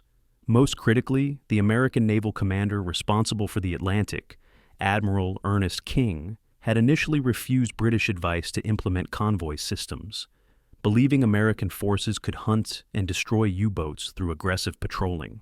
It was exactly the mindset that had failed Britain in 1940, and Dönitz intended to exploit it completely. He wished he could send 50 submarines to American waters, but Hitler had become obsessed with Norway, convinced the British were planning an invasion, and had ordered significant U-boat forces to patrol Norwegian waters. And Dönitz could spare only 5 boats for the initial American offensive. He chose his most aggressive commanders and told them to sink everything. The American turkey shoot, as U-boat crews called it, exceeded even Dönitz's optimistic projections. Through January and February 1942, German submarines operated in sight of American beaches, sinking tankers and freighters with near impunity. The wrecks washed up on tourist beaches. Oil slicks coated shorelines from Florida to Massachusetts. Bodies of merchant seamen drifted in the surf. American newspapers covered the attacks with sensational headlines, creating exactly the panic and demoralization Dönitz had intended. U-boat commanders reported surreal scenes, ships sailing with navigation lights on, radio broadcasts announcing departure times and destinations, and civilian vessels approaching submarines thinking they were American patrol boats. It was submarine warfare without the warfare, target practice against defenseless prey. In January, U-boats sank 48 ships off the American coast. In February, the number climbed to 65. March saw 86 ships destroyed, the tonnage mounted with devastating speed. Over 2 million tons sunk in the first 6 months of 1942, much of it in American waters. The lack of American coastal defenses bordered on criminality and its negligence. Merchant ships equipped with radios often failed to report submarine contacts, either because crews did not recognize periscopes or because they believed themselves safe in home waters. Coastal cities lobbied successfully against blackout regulations, arguing that darkening beachfront hotels and restaurants would hurt the tourist industry. The logic was perverse. Prioritize vacation revenue over the lives of merchant seamen dying within sight of shore. American naval planners initially dismissed British warnings about the effectiveness of convoy systems, preferring to deploy destroyers in roving anti-submarine patrols that rarely made contact with U-boats. The results were predictable. U-boats operated on the surface at night, safe from the few aircraft available, sinking ships with methodical efficiency. Some commanders reported firing all their torpedoes in a matter of days, then returning to French bases for resupply before American forces could organize effective countermeasures. U-85 was the first U-boat sunk in American waters. It destroyed by the destroyer USS Roper off Cape Hatteras on April 14, 1942. The sinking demonstrated that American forces could fight back when properly positioned and equipped. But one boat lost against dozens operating successfully did not materially affect the campaign. Dönitz rotated fresh boats to American waters as quickly as the long transit allowed, maintaining pressure along the entire eastern seaboard from Florida to Nova Scotia. He shifted tactics as American defenses slowly improved, moving his submarines to the Caribbean and Gulf of Mexico, where oil tankers from Venezuela and Trinidad sailed with even less protection than American coastal shipping. The results continued to favor the attackers. In May, U-boats sank 120 ships, many in the Caribbean where they targeted oil tankers specifically. The destruction of tankers had strategic implications beyond tonnage statistics. Every tanker sunk meant fuel oil that would not reach Britain, gasoline that would not power American aircraft factories, petroleum products that could not support the Allied war effort. The human cost of the American campaign was staggering, but rarely publicized. Tanker crews faced particularly horrific deaths. When a torpedo struck a loaded tanker, the resulting explosion often ignited the entire cargo instantly, creating firestorms that killed crew before they could abandon ship. Men jumped from burning vessels into water, already aflame with oil, choosing between burning alive on deck or burning alive in the sea. Survival was largely chance, wind direction, proximity to land, whether rescue vessels happened to be nearby. Many tanker crews died to the last man, leaving no survivors to report what had happened. Their ships simply disappeared, listed as missing until wreckage washed ashore weeks later.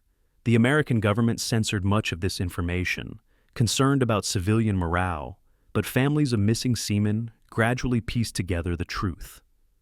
By spring 1942, merchant marine unions were protesting the lack of coastal defenses, demanding convoy protection and armed guards on vessels. Their protests were justified, but came too late to prevent the slaughter. By May 1942, Admiral King finally acknowledged that convoy systems were necessary. The implementation happened gradually, first for oil tankers, then for general cargo, initially only for ships sailing between major ports, eventually for all coastal traffic. The British loaned experienced escort vessels and anti-submarine warfare specialists to train American crews. Coastal cities grudgingly implemented partial blackouts. Long-range patrol aircraft began regular sweeps of shipping lanes. The combination of measures reduced U-boat effectiveness significantly. In June, American coastal sinkings dropped to 37 ships. July saw 24 ships lost. The turkey shoot was ending, not because Germany withdrew its submarines, but because America had finally organized effective defenses based on British experience. Dönitz watched the statistics decline and shifted his focus back to Atlantic convoy routes, where the primary tonnage war continued. The 6 months of Operation Drumbeat represented both success and missed opportunity for Dönitz. His submarines had sunk 397 ships, totaling over 2 million tons in American waters alone, using only a dozen boats on station at any given time. The kill ratio was extraordinary: 8 to 10 ships per U-boat per patrol, numbers that would never be matched again. But the success was tactical, not strategic. If Dönitz had possessed 50 submarines to deploy simultaneously against American coastal shipping in January 1942, if Hitler had not diverted boats to Norway and the Mediterranean, the campaign might have crippled American oil supplies and delayed military mobilization significantly. Instead, the limited number of boats available meant that by the time additional forces could be deployed, American defenses had adapted. The opportunity window closed within 6 months. Dönitz's diary entries from summer 1942 showed his frustration. He had proven that his tactics worked, that American waters were vulnerable, that insufficient escorts meant massive sinkings, but he still lacked the numbers to exploit vulnerabilities decisively before enemies adapted. The American campaign also revealed technological limitations that would plague U-boats for the rest of the war. Radio communication with boats operating off America was difficult and inconsistent, limiting Dönitz's ability to coordinate attacks or redirect submarines to new hunting grounds quickly. Torpedoes continued to malfunction at rates exceeding 10%, meaning 1 in every 10 shots failed to detonate even when properly aimed and fired. U-boat endurance was limited by fuel capacity. The Type 7 could barely reach American waters, not operate for a week or two, and return to France without refueling. Dönitz requested development of Type 14 Milchkuh supply submarines that could refuel and rearm attack boats at sea, extending their operational range. These boats would not be available until late 1942, too late to sustain the American offensive at peak intensity. Technology, numbers, and timing all constrained what tactics alone could achieve. July 1942. The last unescorted convoys sailed from American ports, replaced by systematic convoy organization along the entire East Coast. U-boats shifted away from American waters back toward the North Atlantic and Caribbean, where targets remained, but defenses were significantly stronger than in January. Dönitz calculated the campaign's results with satisfaction tempered by realism.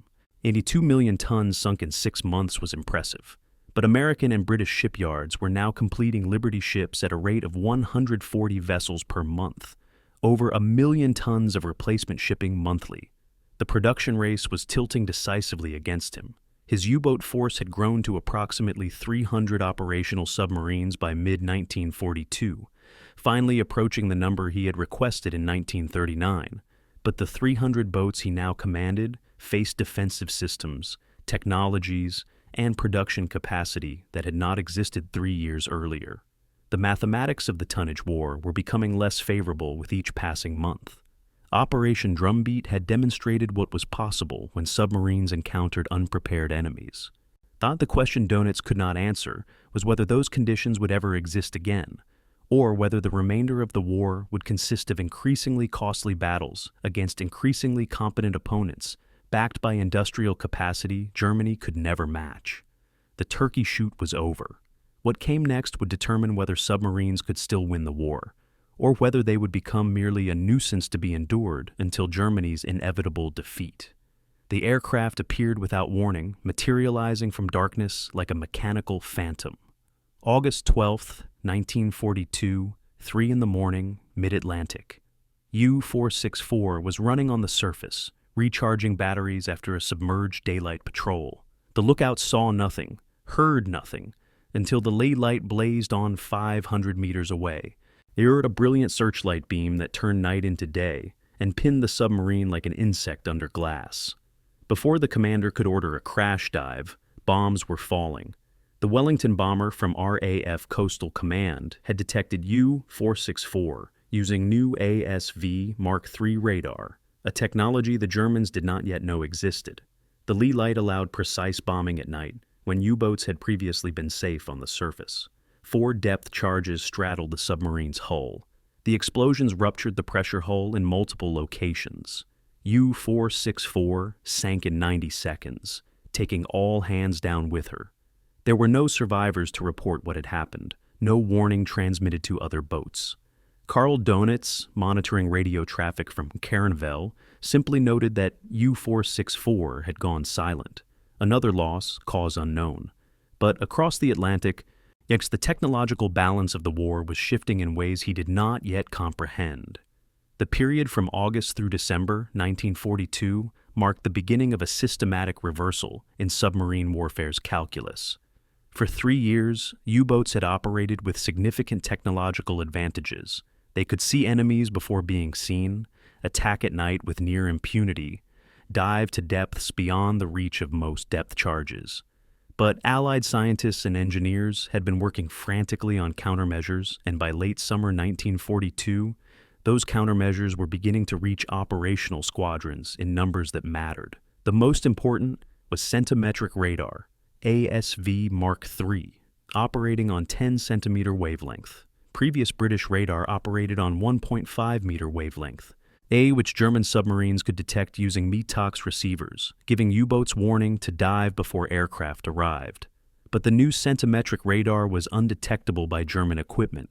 British aircraft could now approach surface submarines without warning, using lee lights to illuminate targets at the last moment, dropping depth charges before U-boats could crash dive. The impact on submarine operations was immediate and devastating.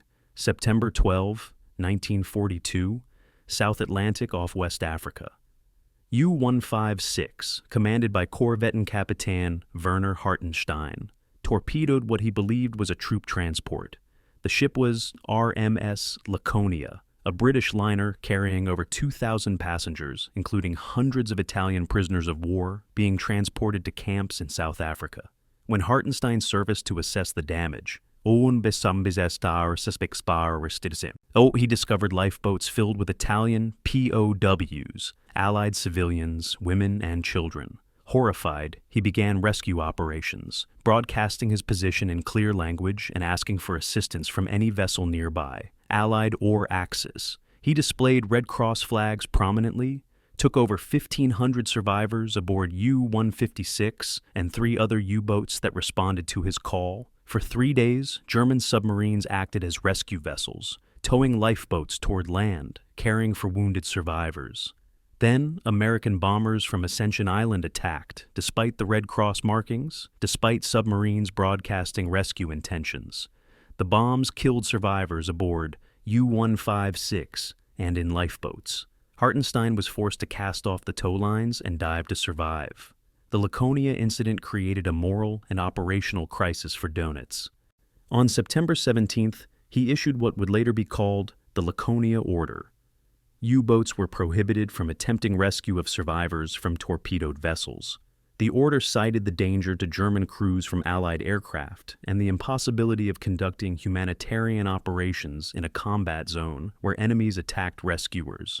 Dönitz framed it as a necessary measure to protect his men. But the language of the order was ambiguous, and at the Nuremberg trials after the war, Prosecutors would argue it constituted an order to murder survivors, to refuse all rescue attempts even when tactically safe. Dönitz maintained he never ordered killing of survivors, only that submarines should prioritize their own survival over rescue attempts. The truth was complex. Some commanders interpreted the order strictly, refusing all rescue, while others continued to assist survivors when circumstances allowed. But the propaganda impact was undeniable. Germany appeared to have ordered its submariners to leave merchant seamen to die deliberately, violating centuries of maritime tradition. October and November. 1942 brought steadily increasing U-boat losses.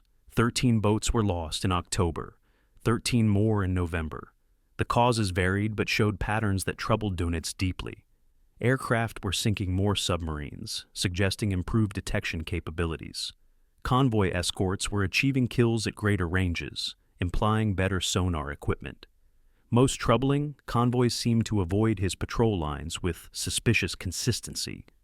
Dönitz ordered his communication staff to investigate whether Enigma had been compromised, but they assured him the system remained secure. What he did not know was that Bletchley Park was reading virtually all naval Enigma traffic within 24 hours, sometimes within hours. The British were routing convoys around known U-boat positions, concentrating escorts where submarines were likely to appear, vectoring aircraft to areas where radio intercepts suggested boats were surfacing to recharge batteries. The intelligence advantage was systematic and overwhelming. The tactical problems compounded as autumn progressed. Dönitz's standard doctrine required submarines to operate on the surface at night, to maintain contact with convoys, and coordinate Wolfpack attacks. But surface operations now meant exposure to radar-equipped aircraft that could attack without warning. He ordered his boats to dive at the slightest hint of aircraft engines, but this meant losing convoy contact and breaking up coordinated attacks. Some commanders tried remaining submerged for extended periods, but battery capacity limited underwater endurance to 24 to 48 hours at most. The Type 7 was designed for surface operations with submerged capability, not true submarine performance. When forced to operate primarily submerged, the boats became slow, vulnerable, unable to chase convoys or evade escorts effectively. Dönitz needed technological solutions, better batteries, snorkel equipment to run diesels while submerged, true submarines rather than submersible boats. But developing and producing such technology would take years Germany might not have. Convoy SC-104 in October. 1942 illustrated the changing dynamics. 20 U-boats converged on this convoy based on Dönitz's directions, the largest Wolfpack assembled to date. He expected a massacre similar to SC-26 the previous year. Instead, the convoy's escorts, strengthened based on ultra-intelligence suggesting heavy U-boat presence, fought with devastating effectiveness. They used new Hedgehog forward-throwing mortars that eliminated the blind spot directly ahead of escorts where sonar could not track targets. The escorts coordinated using short-range radio, directing aircraft from an accompanying escort carrier to specific U-boat contacts. Of 47 merchant ships in SC-104, only 8 were sunk, but 3 U-boats were destroyed, others damaged so severely they had to abort patrols. When the kill ratio, 8 merchants for 3 submarines, was still favorable numerically, but psychologically it represented defeat. 20 boats attacking should have annihilated that convoy. Instead, escorts had protected most ships while inflicting casualties on the attackers. Dönitz pulled the remaining boats back, shaken by the outcome. November brought personnel problems that revealed another dimension of the campaign's deteriorating conditions. The submarine service had been voluntary and elite in 1939, attracting Germany's best young sailors eager to serve in the prestigious U-boat arm.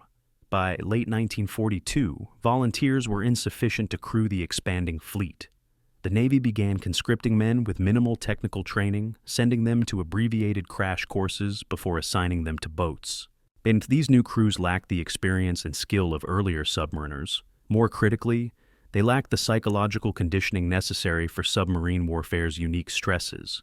Living underwater for weeks in cramped spaces, never knowing when depth charges might crush the hull, watching ships burn and men die, sleeping next to torpedoes that could detonate if damaged.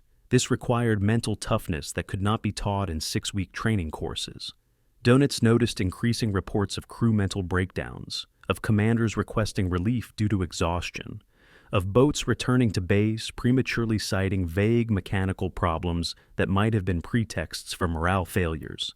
The changing nature of convoy escort compounded every other problem. In 1940, a typical convoy might have 2 or 3 escorts, old destroyers or armed trawlers. By late 1942, convoys sailed with 6 to 8 dedicated escort vessels, modern destroyers with advanced sonar, corvettes designed specifically for anti-submarine warfare, and sometimes an escort carrier providing air cover. These escort groups trained together for months, developing tactics and coordination that transformed convoy defense from reactive scrambling to proactive hunting. The best escort commanders used aggressive tactics, charging towards submarine contacts rather than circling defensively, forcing U-boats deep and holding them submerged until battery depletion made surfacing inevitable. Some escorts used creeping attacks, where one vessel maintained sonar contact, while another approached slowly from an unexpected bearing to drop depth charges precisely on target. These tactics required skill and nerve, but increasingly Allied escort crews possessed both. December 31st, 1942. Dönitz reviewed the year's statistics with mixed feelings. U-boats had sunk over 6 million tons of shipping in 1942, the highest total of the war. But monthly totals showed concerning trends, declining from over 700,000 tons in November to under 300,000 in December. U-boat losses were accelerating. 87 boats lost during the year, more than all previous war years combined. His operational force had grown to approximately 400 submarines, finally exceeding his original 300-boat requirement. But the Allies had grown faster. British and American shipyards completed over 7 million tons of new merchant shipping in 1942, more than replacing losses. The production race was decisively lost. Dönitz's only hope was that superior tactics and aggressive commanders could inflict unsustainable losses before Allied technological and numerical advantages became overwhelming. But the trends suggested otherwise. The hunted were becoming hunters, and the hunter did not yet understand how completely the technological and intelligence landscape had shifted against him. The operations room in Naval was silent, except for the scratching of pencils on plotting boards. March 20th, 1943, 4 in the afternoon. Karl Dönitz stood before the massive wall map of the Atlantic, studying the positions of 38 U-boats converging on 2 convoys that had merged in mid-ocean, SC-122 and HX-229.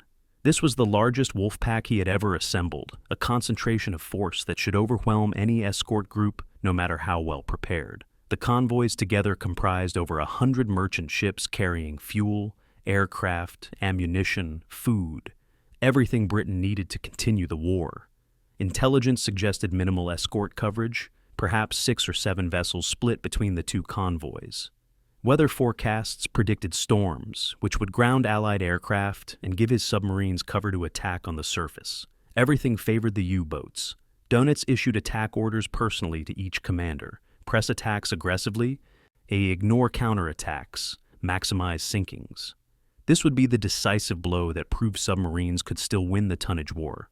Over the next 4 days, his expectations would be both vindicated and betrayed in ways that foreshadowed the catastrophe to come.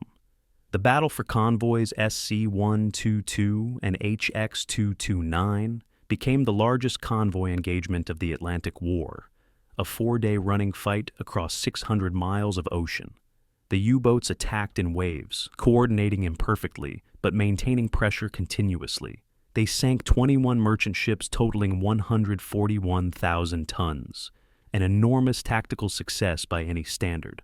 But the cost was 3 U-boats destroyed, 5 others so badly damaged they had to abort patrols.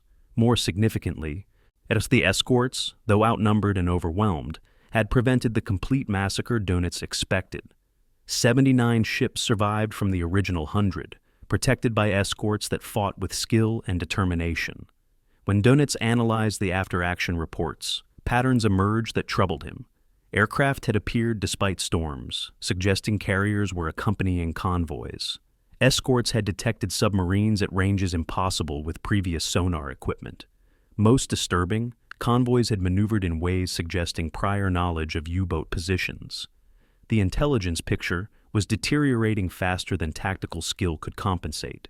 April 1943 brought the first clear indication that something fundamental had changed in the Atlantic battle.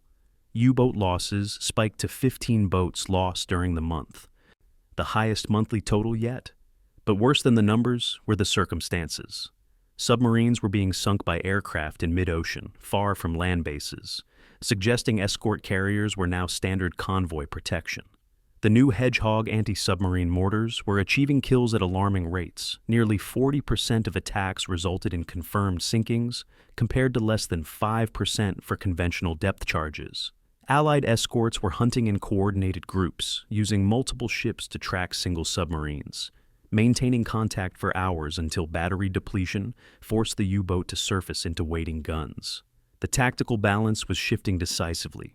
Dönitz ordered his commanders to fight harder, to accept higher risks, to maintain aggression despite losses. But courage could not overcome radar, sonar, ultra-intelligence, and overwhelming numbers. May 1st, 1943, 4 in the morning. HMS.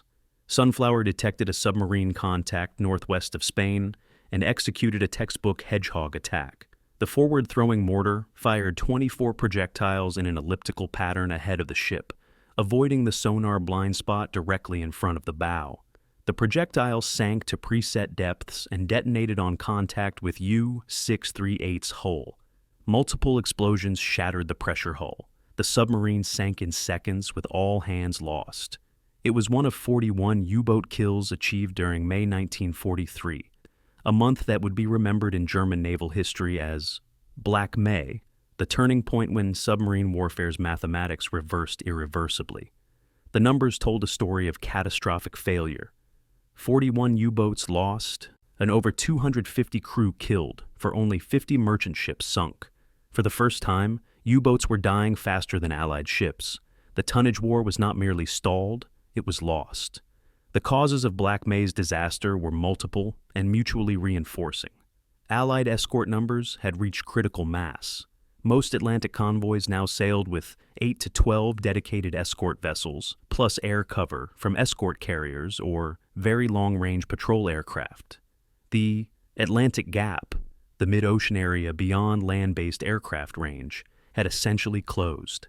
Centimetric radar allowed aircraft to detect surfaced submarines from 15 to 20 miles away, appearing without warning, bombing before U-boats could dive. Ultra-intelligence continued providing Allied commanders with precise information about U-boat positions and Wolfpack assembly points, allowing convoys to be rerouted or reinforced before attacks materialized. Most devastating, the Allies had synchronized all these advantages into a comprehensive system where intelligence, technology, tactics, and numerical superiority combined to hunt submarines with industrial efficiency. The human cost of Black May overwhelmed Dönitz's ability to maintain operational morale. Submarine crews had always known their service was dangerous. The death rate had exceeded 50% even in the successful years. But previously, danger had been balanced by success. Crews endured miserable conditions and constant fear because they were sinking ships, winning battles, believing their sacrifices mattered. As May 1943 shattered that belief, boats sailed on patrol and never returned. Crews transmitted frantic messages reporting air attacks, depth charging, damage, then silence. The lucky submarines returned to base after abbreviated patrols, commanders reporting they could not maintain contact with convoys, could not operate on the surface safely, could not execute attacks without being immediately counterattacked. Dönitz visited returning crews personally and saw the exhaustion and fear in their faces. These were not men who could be inspired by speeches about duty and determination. They were men who understood they were being sent to die in a campaign that could no longer achieve its objectives. May 24th, 1943, 1 in the morning. Dönitz made the most difficult decision of his career. He composed and transmitted an order to all U-boats in the North Atlantic. Withdraw from convoy routes, proceed to less heavily defended areas pending tactical reassessment. It was not quite an admission of defeat, but it was an acknowledgement that current tactics were unsustainable. The Wolfpacks that had hunted convoy routes for nearly 4 years were retreating. The decision was militarily correct, but psychologically devastating. Dönitz had spent his entire adult life preparing for and conducting this campaign. His 300-boat requirement, his Wolfpack tactics, his absolute conviction that submarines could strangle Britain, all of it had failed.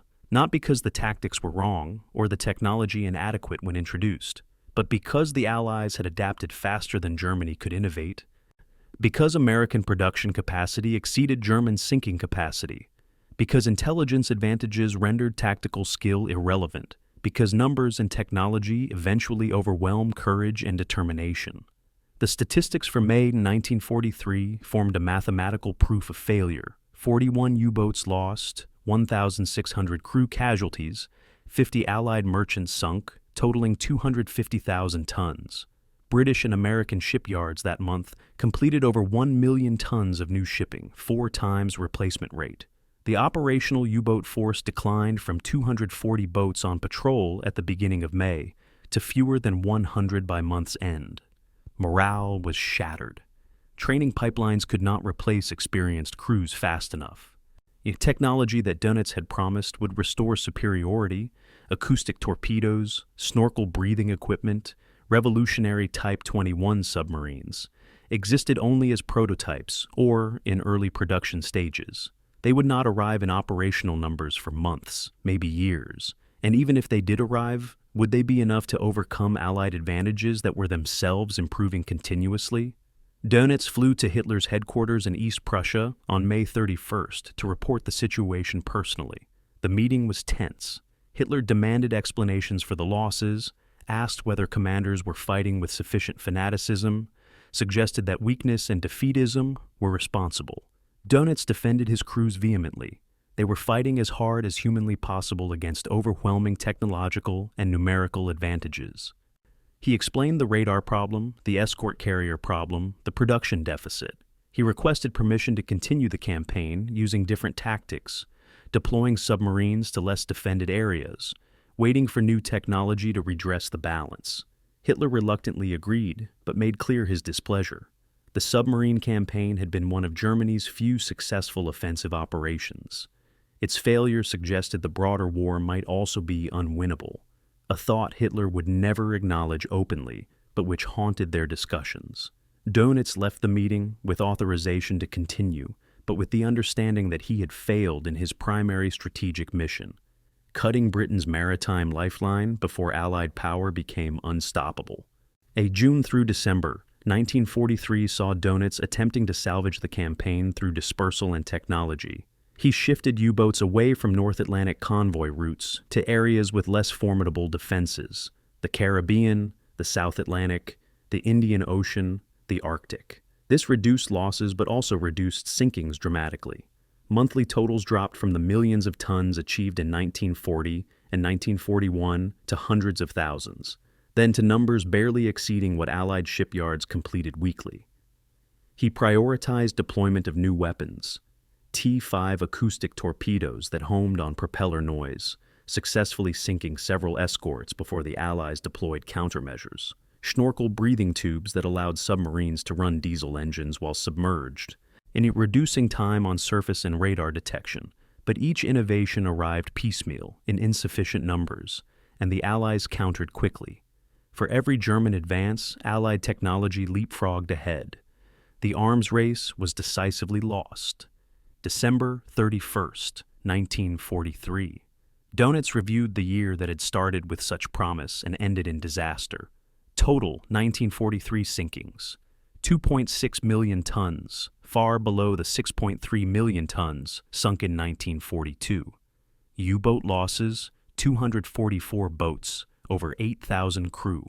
The operational force had actually declined, despite new construction, because boats were being destroyed faster than they could be replaced. The tonnage war was over, lost not in dramatic defeat, but in mathematical inevitability. An Allied merchant fleet tonnage was growing monthly. Every convoy reached Britain. The supplies, troops, and equipment necessary for the eventual invasion of Europe were accumulating in British ports despite everything submarines could do. Black May had been the climax, the moment when numerical and technological realities overwhelmed tactical skill and individual courage. What followed was aftermath, the long, grinding decline toward final defeat. But Karl Dönitz would not surrender. He would continue the campaign with fanatical determination, sending boys barely trained to die in obsolescent boats, believing or pretending to believe that new technology and unwavering will could somehow reverse irreversible defeat. The mathematics said failure, but Dönitz had never trusted mathematics more than he trusted faith in the cause. And his faith would cost thousands more lives before the war's end. The telegram arrived at Dönitz's headquarters on May 13, 1943. His son Klaus, a watch officer aboard S-141, had been killed in action during a night engagement with British motor torpedo boats in the English Channel. Klaus was 24 years old. The news reached Dönitz in the middle of Black May, during the worst crisis of the submarine campaign. He read the telegram, filed it without comment, and returned to the operations map. 3 days later, a second telegram. His younger son Peter, serving aboard U-954, was missing and presumed dead after his submarine failed to return from patrol in the North Atlantic. Peter was 20 years old. In the space of 1 week, Karl Dönitz lost both his sons to the war he was prosecuting. His response was to work longer hours, drive his commanders harder, and intensify his already fervent loyalty to Adolf Hitler. Those who knew him during this period described a man transforming grief into fanaticism, channeling personal loss into ideological conviction that the war must continue regardless of cost. The Dönitz who emerged from May in 1943 was a man who had lost everything except his faith in the Führer and his determination to fight until the last submarine sank beneath the waves. The psychological dynamics of Dönitz's relationship with Hitler were complex and troubling. Other German officers, men like Rommel, von Manstein, even Albert Speer, maintained varying degrees of skepticism about Nazi ideology and Hitler's strategic judgment. They served the regime professionally, but preserved some internal distance and some capacity for independent thought. Dönitz showed no such separation. Colleagues noted that he spoke of Hitler in religious terms, as though the Führer possessed supernatural insight unavailable to ordinary men. When summoned to conferences at Hitler's headquarters, Dönitz displayed a level of deference that embarrassed other officers. He accepted criticism without defense, agreed with contradictory directives without question, expressed gratitude for the privilege of serving. Part of this was undoubtedly opportunism. Dönitz recognized that Hitler valued loyalty above competence, and that maintaining the Führer's favor meant maintaining resources for the submarine campaign. But testimony from those close to him suggested something deeper: genuine ideological alignment, psychological need for authoritarian approval, and then perhaps even transference of the father hunger that had defined his personality since childhood. September 1943, Gotenhofen Naval Base. Dönitz addressed assembled U-boat crews in a speech that would later be cited as evidence of his Nazi ideology. He spoke not about tactics or technology, but about the existential struggle between Germany and what he called the Jewish Bolshevik conspiracy threatening European civilization. He praised Hitler's leadership in apocalyptic terms, describing the Führer as Germany's savior and the war as a sacred mission. He urged the submariners to fight with fanatical determination, to accept death willingly if necessary, to recognize that individual survival mattered less than the Reich's victory. The speech was recorded and transcribed, later appearing in Allied intelligence files. That those who heard it remembered the intensity in Dönitz's voice, the way his hands trembled slightly, the conviction that seemed to radiate from him. This was not performative rhetoric designed to motivate troops. This was a true believer expressing genuine faith, and it revealed how completely Dönitz had merged his personal identity with Nazi ideology. The historical record complicates simplistic judgments of Dönitz's character. He was not present at the Wannsee Conference that planned the Holocaust. He did not personally participate in atrocities against civilians or prisoners. His command focused on military operations against legitimate targets, merchant ships and warships, not genocide or war crimes in the conventional sense, but the speeches he delivered and the orders he signed implementing Nazi salutes and racial ideology within the Navy, the enthusiasm with which he purged suspected disloyalists after the July 20th, 1944 assassination attempt on Hitler. All this demonstrated ideological commitment beyond mere professional service. Historians have debated whether Dönitz was a committed Nazi from the beginning, who hid his ideology during the Weimar years, or whether he gradually radicalized during the war, under Hitler's influence and the stress of personal losses. The evidence suggests the latter. Dönitz in 1939 showed little interest in party politics, but Dönitz in 1944 was among the regime's most ideologically fervent military leaders. January 1944. Albert Speer, Hitler's architect and armaments minister, all recorded in his diary a disturbing observation about Dönitz. He is more Nazi than the Nazis. Even party officials seem uncomfortable with his ideological intensity. The comment reflected a reality that shocked those who encountered Dönitz during this period. While other military officers maintained professional distance from the regime's worst aspects, Dönitz embraced Nazi racial ideology publicly. He issued orders requiring naval officers to attend political indoctrination sessions. He personally signed directives implementing racial classifications for naval personnel. When confronted after the war with transcripts of his speeches, he would claim they were necessary to maintain morale, that he had not meant the ideological content seriously. But the evidence suggests otherwise. And Dönitz had found in Nazism and Hitler worship a replacement for the meaning his son's deaths had destroyed.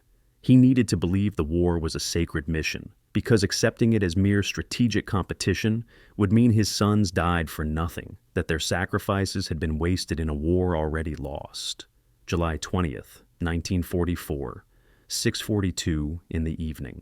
A bomb exploded in Hitler's conference room at the Wolfschanze headquarters in East Prussia. The blast killed 4 people, but left Hitler largely unharmed.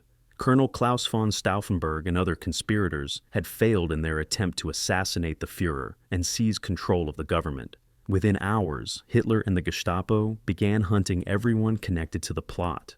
Thousands of officers, politicians, and civilians would eventually be arrested, tortured, and executed. Dönitz's response to the assassination attempt was immediate and unqualified. That same evening, before the full extent of the conspiracy was even known, he broadcast a message to all naval forces. The Navy's loyalty to the Führer is unwavering. Any officer or sailor who betrays this loyalty betrays Germany herself. He ordered immediate investigations to identify potential conspirators within the Navy, personally reviewing lists of suspects and approving arrests. When Hitler instituted the Nazi salute as the official military greeting to replace the traditional military salute, Dönitz signed the implementation order for the Navy on July 25th, one of the first service chiefs to do so. Other officers complied reluctantly, understanding the symbolic submission to party control over military tradition. Dönitz complied enthusiastically. The purge following the July 20th plot revealed how completely Dönitz had subordinated military judgment to ideological loyalty. Several senior naval officers were implicated in the conspiracy peripherally. They had known about discussions of removing Hitler, but had not actively participated. Dönitz removed these officers from command and recommended their prosecution, despite their professional competence and the Navy's need for experienced leaders. He personally interrogated some suspects, demanding not just information about the plot, but declarations of renewed loyalty to Hitler and Nazi ideology. Officers who gave acceptable ideological statements were sometimes retained. That to those who expressed reservations about the war's conduct or the regime's policies were dismissed regardless of their connection to the assassination attempt.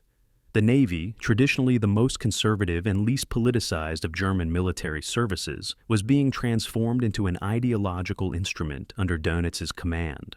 The relationship between personal loss and political radicalization, in Dönitz's case, offers insight into how trauma can drive authoritarian loyalty. His son's deaths in May 1943 coincided almost exactly with Black May's operational disaster. Both simultaneously destroyed the foundations of his identity. Klaus and Peter represented his personal legacy. the family continuity that would extend beyond his own life.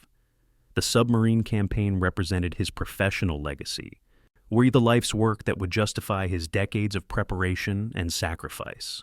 With both gone, Dönitz apparently found psychological refuge in total identification with Hitler and the Nazi cause.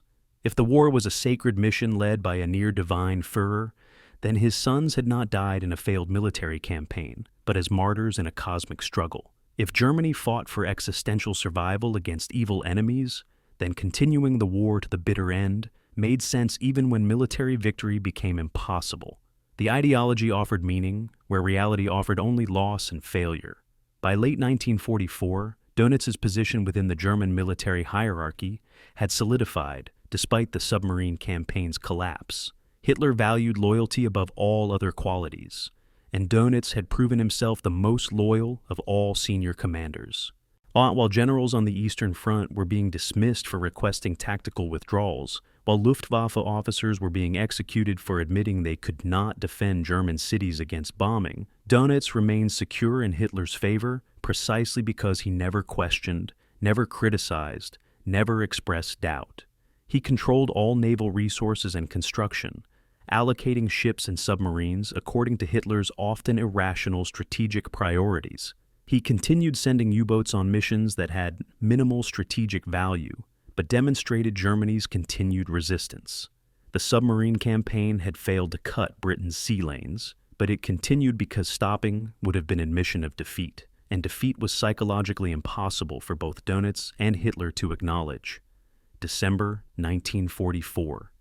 Dönitz issued orders for U-boats to operate in British coastal waters despite catastrophic loss rates, explaining that fanatical resistance demonstrates our unbreakable will. He knew these missions were essentially suicidal. Commanders knew it, crews knew it, but the missions continued because the ideology demanded sacrifice, because stopping meant acknowledging that 28,000 submariners had died for nothing, because Dönitz had invested his entire identity in the belief that will and determination could overcome material disadvantage.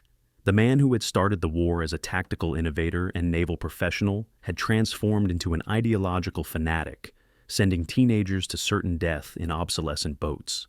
The transformation was not unique to Dönitz. Nazi Germany specialized in converting professional soldiers into instruments of fanatical resistance.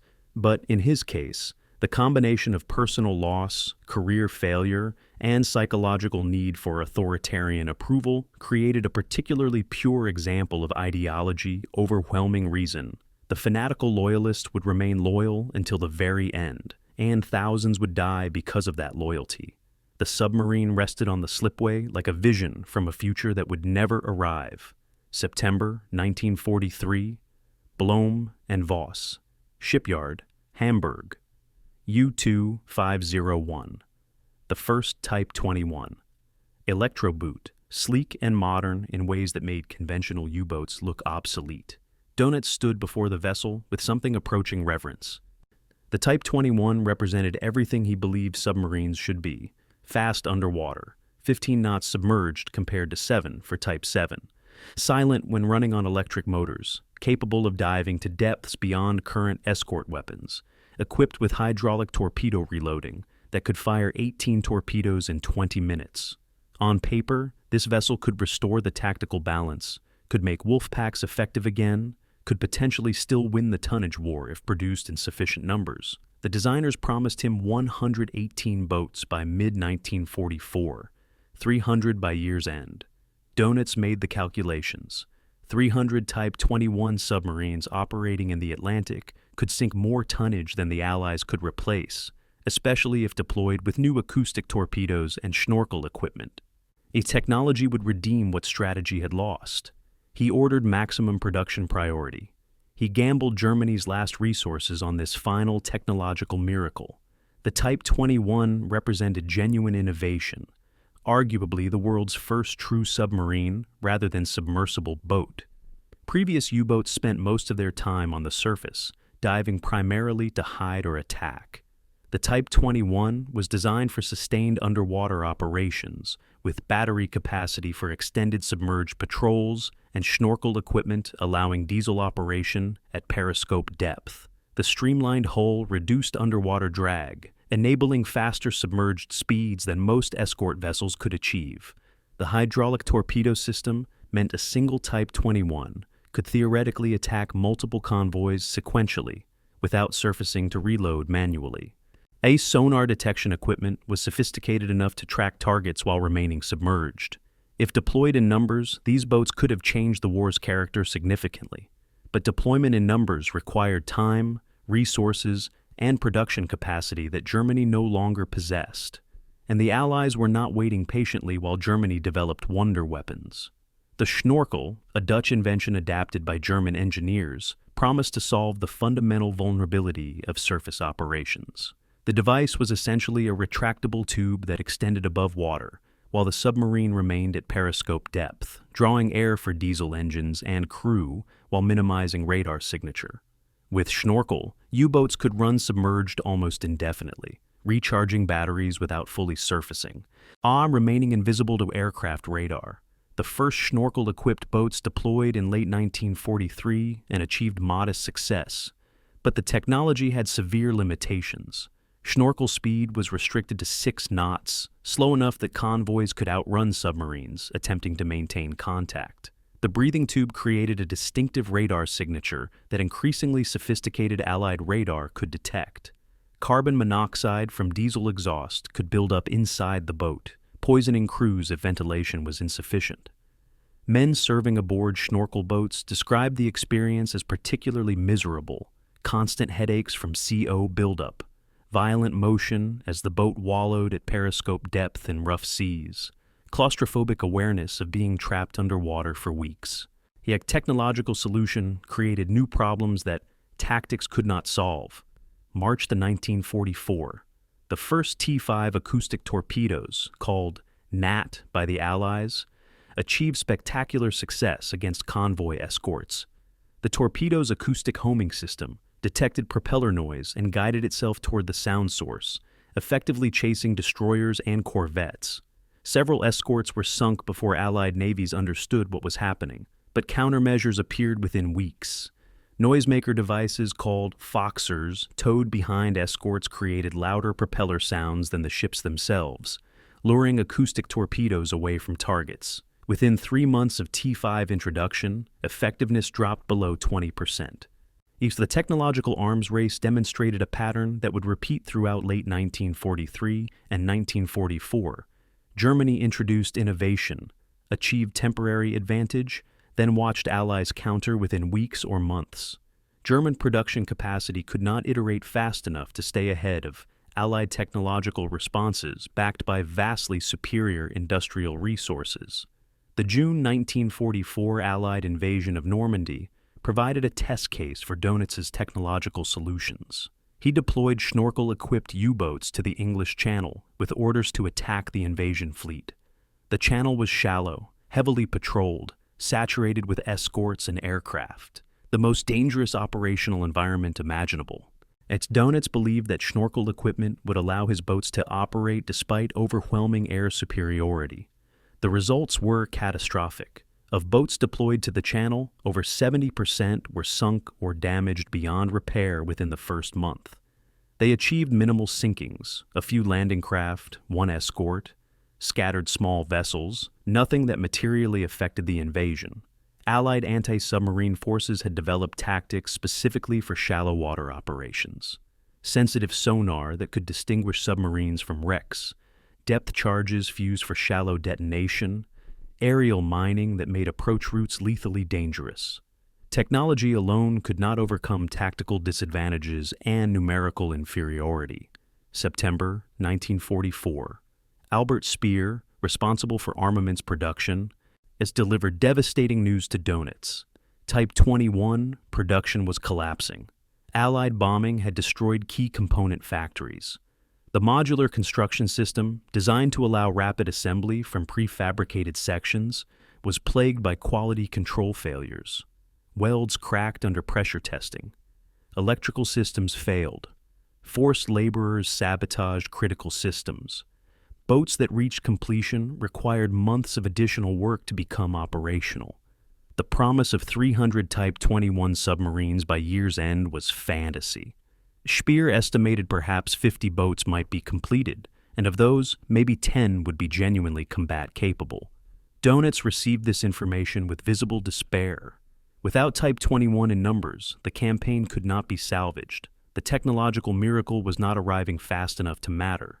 His last hope was disintegrating in bombed factories and sabotaged assembly lines. The final operational statistics for technological innovations revealed the gap between promise and reality.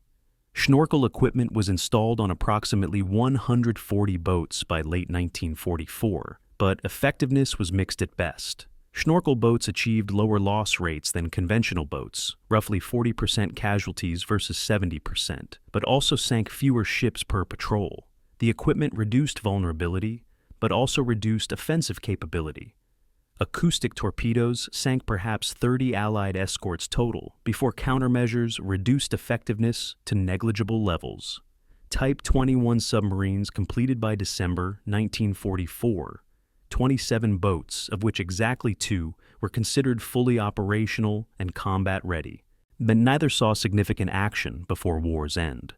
The Type 23 coastal submarine, a smaller Snorkel design, achieved limited success in British coastal waters, but lacked range for Atlantic operations. Every technological solution arrived too late, in insufficient numbers, or with compromises that negated theoretical advantages. The desperation evident in Dönitz's technology-focused strategy reflected broader German military fantasy during the war's final years. Belief that wonder weapons could reverse inevitable defeat.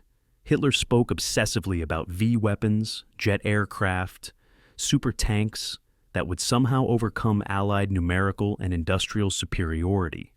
Dönitz's faith in Type 21 submarines was part of this same psychological pattern, inability to accept that the war was lost. That no single weapon system could compensate for fundamental deficits in resources, production capacity, and military manpower. The technology was real, the innovations genuine. In different circumstances, with more time and resources, Type 21 submarines might have significantly impacted the war. But circumstances were not different. Time had run out. Resources were depleted, and Allied countermeasures evolved faster than German innovations could be deployed. Technology became not a path to victory, but a distraction from acknowledging defeat. December 1944. Dönitz visited U-2511, one of the few operational Type 21 boats in Kiel. He toured the vessel, spoke with the crew, examined the advanced equipment, and then he returned to his headquarters and wrote orders deploying conventional Type 7 submarines to continue operations in British coastal waters despite catastrophic loss rates. The technological solution was not available in time. The conventional campaign was demonstrably failing, but stopping was psychologically impossible. So, young men would continue sailing in obsolescent boats towards certain death, while Type 21 submarines sat in harbors awaiting components that would never arrive, representing the future that Germany would never see. The gamble on technology had failed, just as tactics had failed, just as the entire submarine campaign had failed. What remained was not strategy, but ideology, not rational planning, but fanatical determination to resist, until resistance itself became physically impossible. But the technological desperation revealed how completely the war had been lost, and how completely Dönitz refused to acknowledge that loss. The boy looked impossibly young, standing on the dock at Kiel. January 5th, 1945, 6 in the morning. Oberfähnrich Hans Müller was 18 years old, commissioned as a U-boat officer after 6 weeks of compressed training that would have taken 2 years in 1939. He commanded a crew average age 20, most with less than 3 months submarine experience. They were boarding U-2322, a Type 23 coastal submarine, for deployment to British coastal waters, where they would hunt in depths sometimes less than 60 feet, pursued by overwhelming anti-submarine forces that had turned the English Channel and North Sea into killing grounds. And Müller had been told his mission was vital to the Reich's defense, that every ship sunk delayed the inevitable Allied invasion of Germany. That sacrifice in defense of the fatherland was the highest honor. He believed these things because he had been taught nothing else. Karl Dönitz watched from his headquarters as boats like U-2322 departed on missions he knew were essentially suicidal, but stopping would be admission of defeat, and defeat could not be admitted. So the boys sailed, and most would never return. The inshore campaign of early 1945 represented the final degradation of submarine warfare from calculated strategy to ideological sacrifice. With Atlantic convoy routes too heavily defended for sustained operations, Dönitz shifted his remaining boats to British coastal waters, the North Sea, and the English Channel. The tactical rationale was that shallow water complicated sonar detection and depth charge attacks, giving submarines some advantage against superior forces. The reality was that British coastal defenses had been preparing for exactly this scenario since 1940. Minefields blocked most approach routes. Dense patrol networks provided overlapping coverage. Shallow water meant submarines could not dive deep to escape, could not maneuver freely, were trapped in narrow operational boxes where saturation attacks eventually found them. The boats sent on inshore missions faced not combat in the traditional sense, but systematic hunting by forces that outnumbered them, dozens to one. February 1st, 1945, Firth of Forth off Edinburgh. U-2322 operated in water 60 feet deep, barely enough to submerge completely. Even the snorkel tube extended above the surface, drawing air for the diesel engine, while the boat crept along at 6 knots. Young Hans Müller watched the depth gauge obsessively, knowing that any navigation error could ground them on the rocky bottom. That surfacing meant immediate attack by the 15 escort vessels and numerous aircraft patrolling the area. They had been hunting for 3 days without seeing a target worth attacking, only warships and small coastal vessels, nothing that justified breaking cover. The crew was exhausted, operating in 4-hour shifts with minimal rest, breathing air thick with diesel fumes and carbon monoxide. 2 men had collapsed from CO poisoning.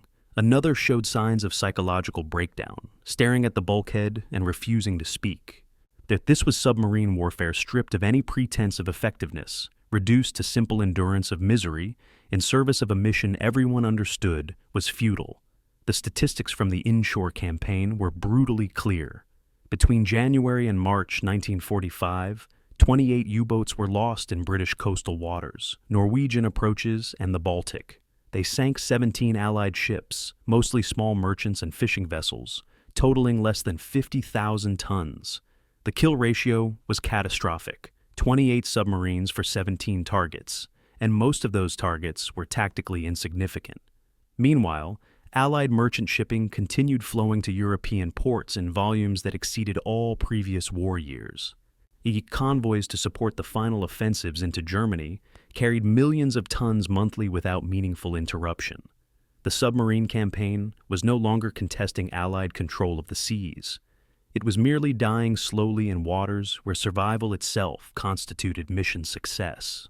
February 21st, 1945. U-1003 was depth-charged in the English Channel by escorts from the 21st Escort Group.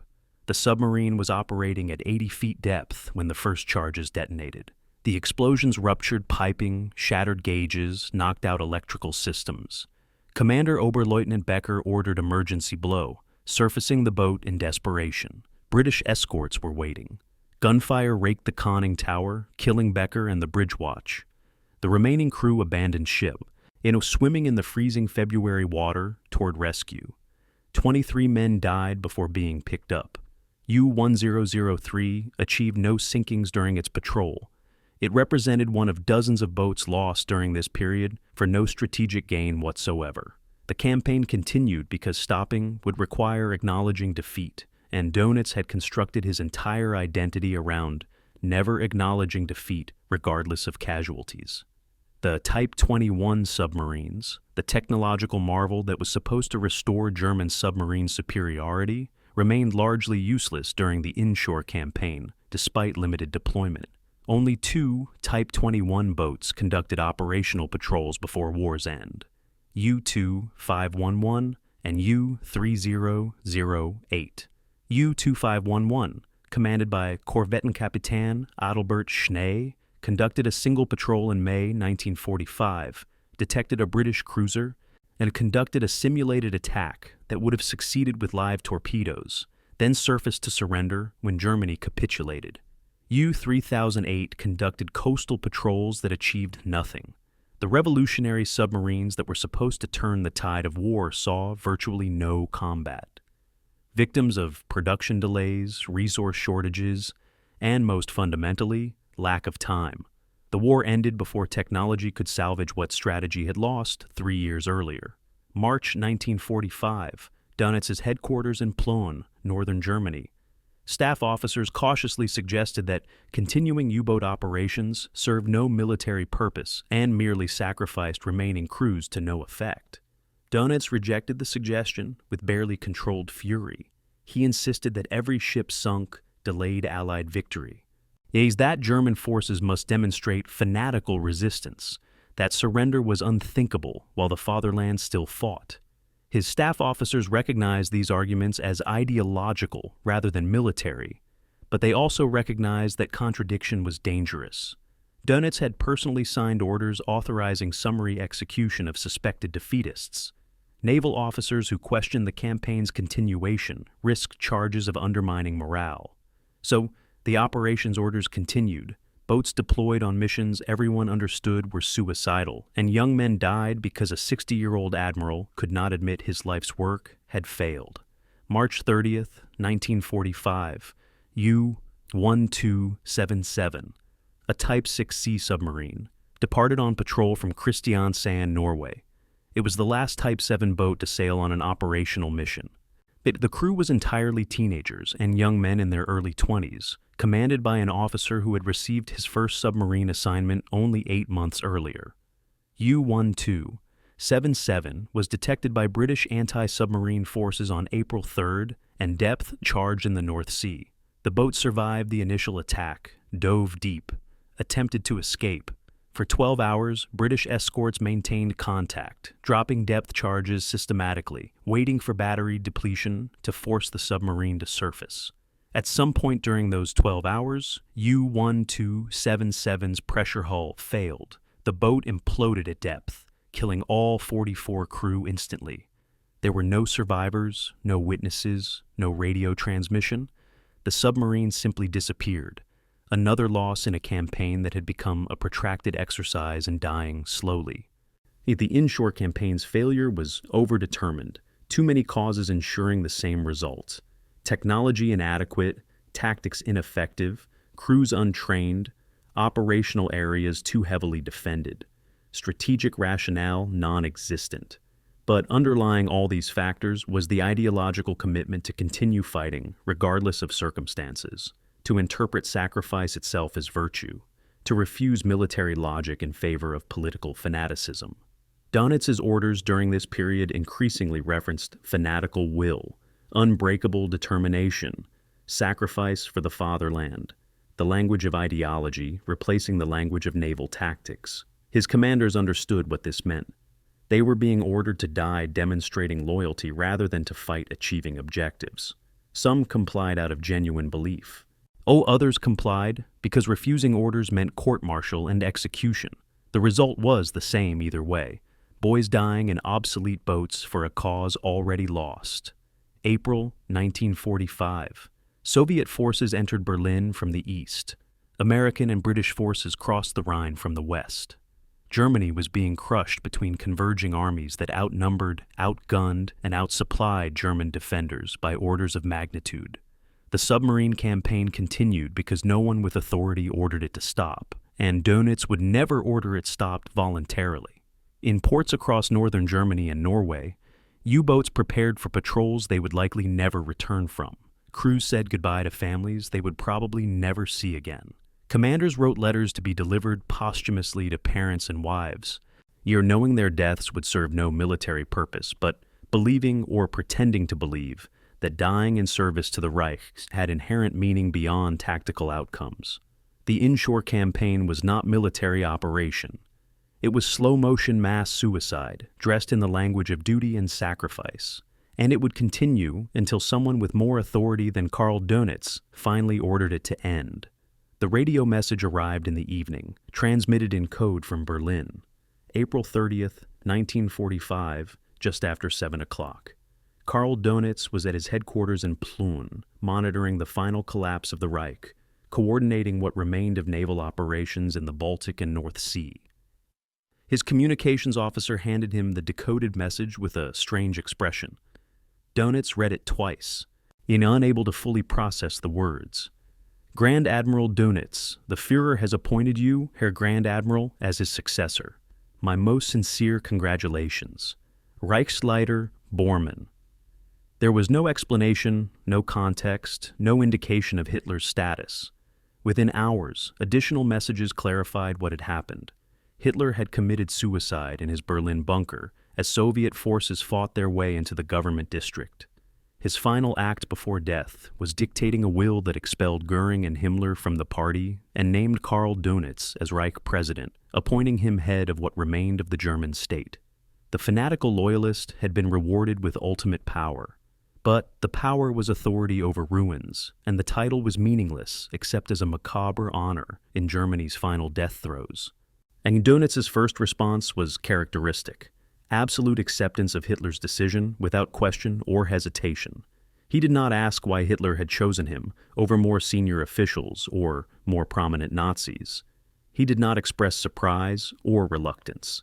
He simply assumed the role as though it were natural progression, as though 23 days as commander of a collapsing state was the logical culmination of his career. His first radio address as Führer, broadcast on May 1st at 10:22 in the evening, combined grief for Hitler with determination to continue the war. German men and women, soldiers of the German Wehrmacht, our Führer Adolf Hitler has fallen.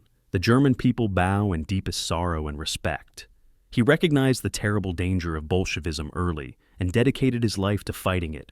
His struggle, all arising from his ideology, was for Germany and all of Europe. I therefore consider it my task to continue the struggle against Bolshevism until our fighting forces and hundreds of thousands of German families are saved from enslavement or destruction. The claim that Dönitz would continue fighting Bolshevism while negotiating with the Western Allies revealed the strategic fantasy animating his thinking.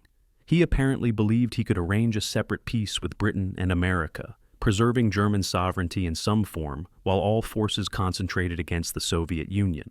This delusion that the Western Allies would abandon their Soviet ally and join Germany in an anti-communist crusade had no basis in reality.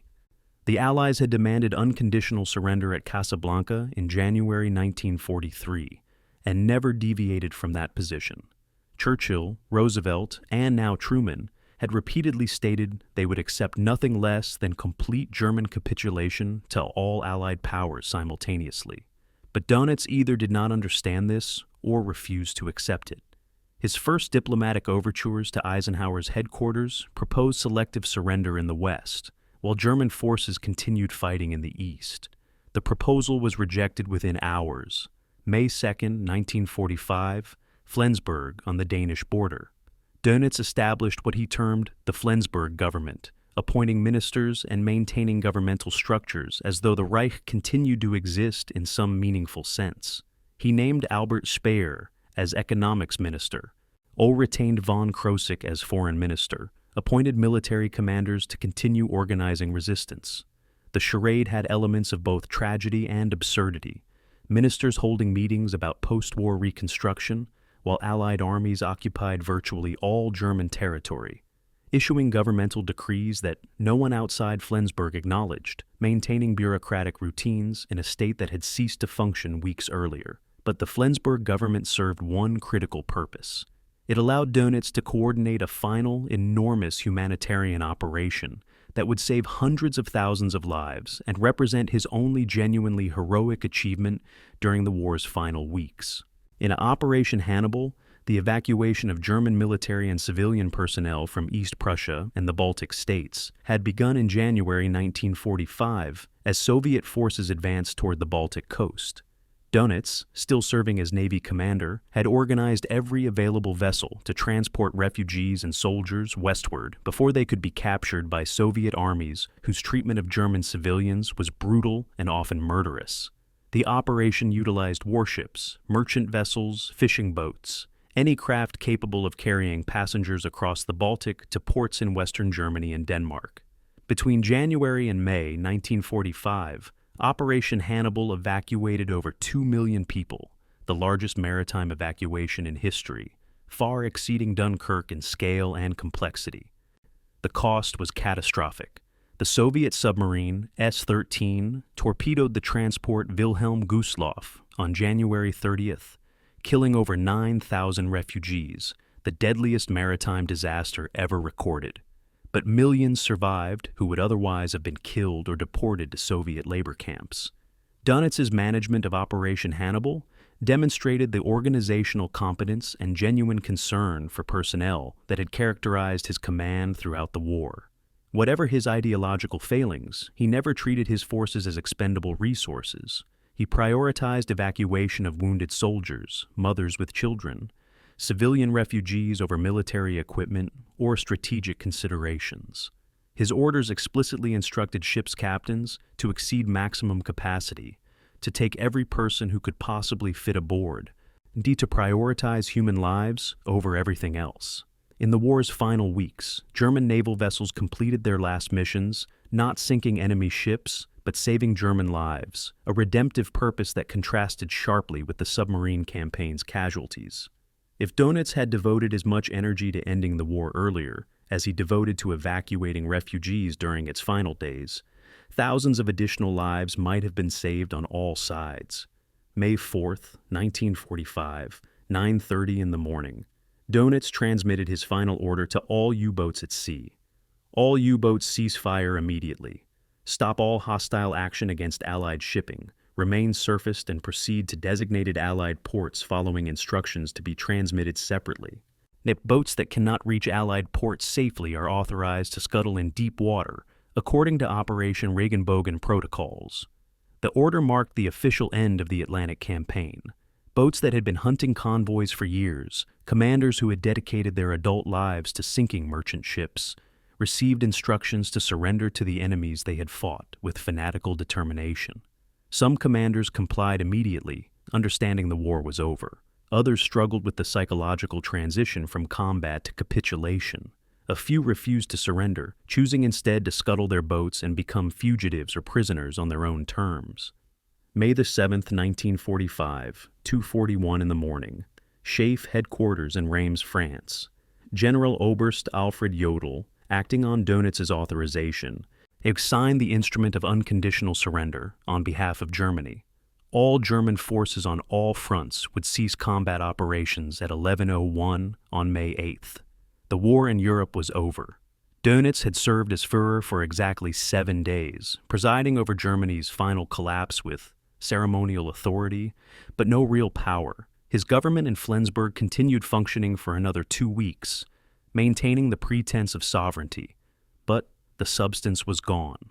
On May 23rd, British forces arrived at Flensburg and arrested Dönitz along with his entire cabinet. The Grand Admiral who had commanded Germany's submarine fleet served as Navy Commander-in-Chief and briefly held the title of Reich President became prisoner number 312 at the interrogation center near Mondorf-les-Bains, Luxembourg. The fanatical loyalist who had never questioned Hitler, never doubted the mission, never acknowledged defeat until forced, was about to face judgment for his role in a war that killed tens of millions. The historical assessment of Dönitz's 23 days as Führer is remarkably positive compared to evaluations of his overall wartime conduct. He used his authority to facilitate surrender, to evacuate civilians, to prevent pointless final battles that would have killed thousands more. He did not order scorched earth destruction of German infrastructure, as Hitler had commanded. He did not attempt to organize guerrilla resistance or prolong the war through fanatic final stands. In this sense, his assumption of power accelerated Germany's surrender and reduced casualties during the Reich's final days. But context matters. Dönitz continued fighting for 6 days after Hitler's death, during which German forces killed and were killed in battles that served no purpose except demonstrating continued resistance.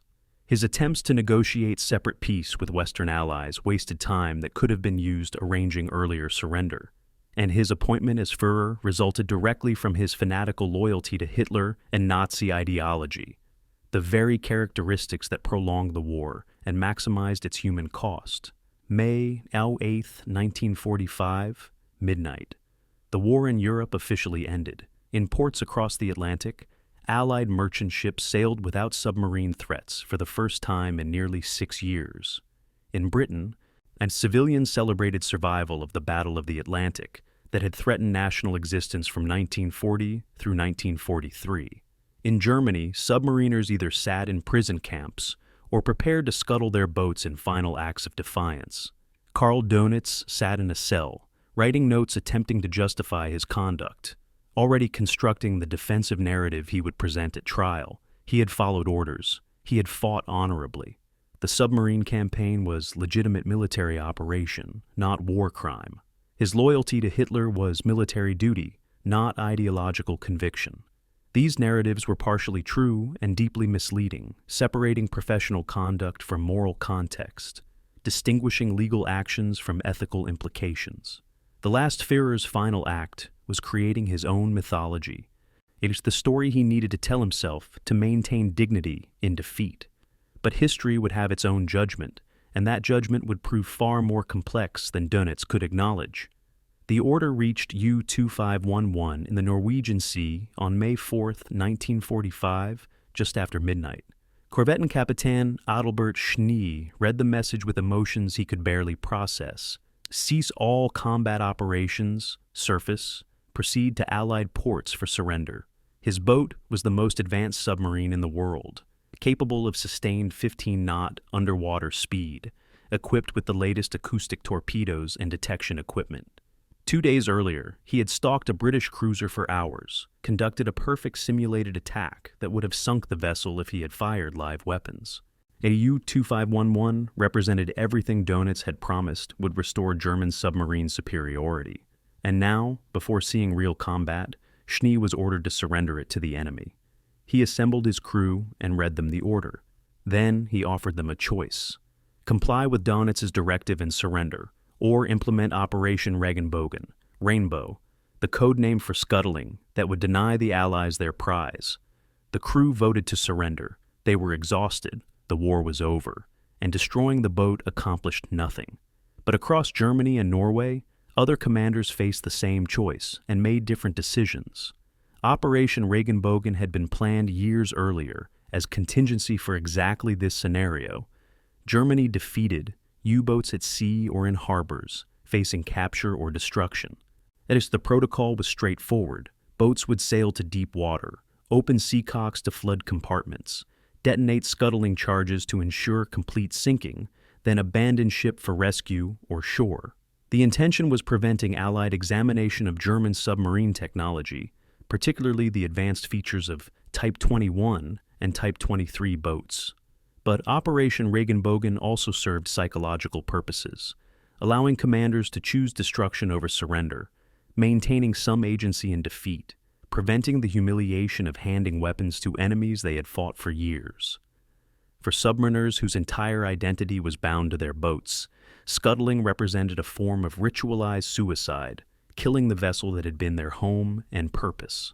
May 5, 1945, dawn, ports across northern Germany and occupied Norway. The commanders who received Dönitz's surrender order faced impossible choices. Some obeyed immediately, recognizing that further resistance served no purpose. Others hesitated, torn between duty and pride, between orders to surrender and desire to deny enemies their vessels. U-534 in Kiel Harbor received the order to proceed to a British port. Her commander, Kapitän Lieutenant Herbert Nollau, conferred with his officers and decided on scuttling. At 9 in the morning, U-534 sailed from Kiel toward the open Baltic. British aircraft spotted the submarine running, surfaced and attacked despite the war's official end. The boat was damaged, began sinking, but Nollau ensured it sank in deep water rather than shallow coastal areas where salvage would be possible. His crew abandoned ship and was rescued. U-534's wrecks remained undiscovered until 1986. Throughout May 5th and 6th, boats in German harbors that could not safely reach Allied ports implemented Regenbogen protocols. U-2505, U-3004, U-3506. Dozens of others, submarines that had survived years of combat, that represented millions of Reichsmarks in construction costs, that housed technological advances the Allies desperately wanted to examine, were deliberately destroyed by their crews. In Flensburg Harbor, sailors opened seacocks and watched their boats settle into the mud.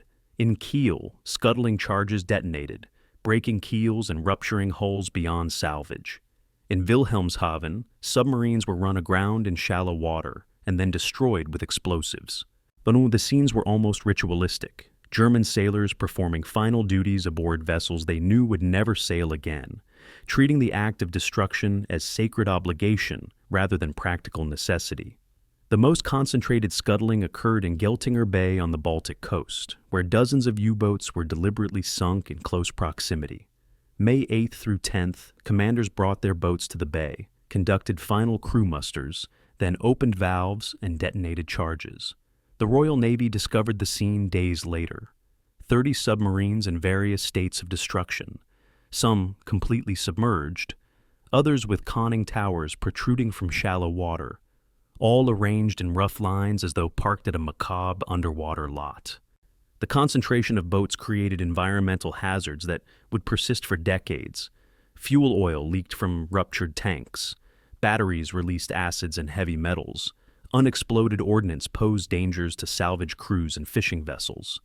The British eventually raised some boats for examination, scrapped others in place, but several remained on the bottom as monuments to the war's final days. Not all U-boats scuttled. 156 boats surrendered to Allied ports as ordered, their crews becoming prisoners, but their vessels remaining intact for examination. The contrast between boats that surrendered and boats that scuttled revealed divisions within the submarine service. Younger crews, exhausted by the war and realistic about its outcome, tended towards surrender. Older commanders, particularly those who had served since 1939 and identified completely with submarine culture, leaned towards scuttling. Ideological commitment also played a role.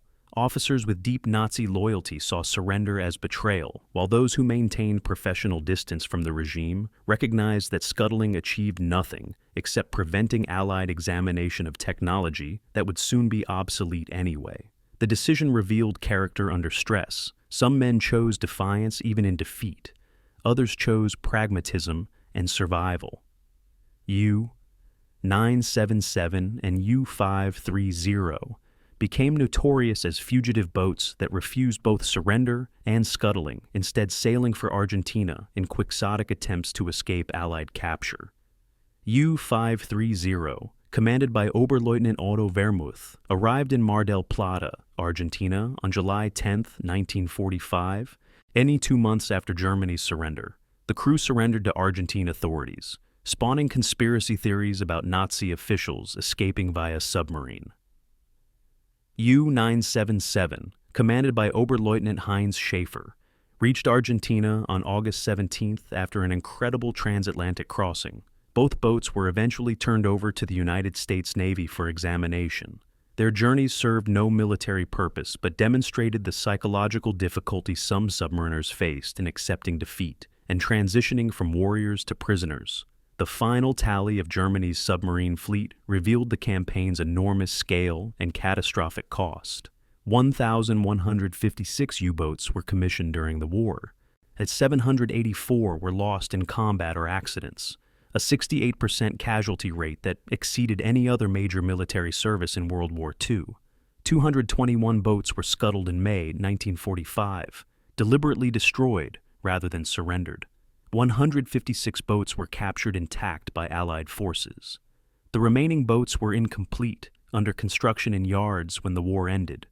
The human cost was even more staggering. Of approximately 40,000 men who served in U-boats during the war, 28,000 died, a 70% death rate that made submarine service statistically suicidal. Another 5,000 became prisoners. Only 7,000 submariners survived the war, serving on boats that returned safely to port before surrender.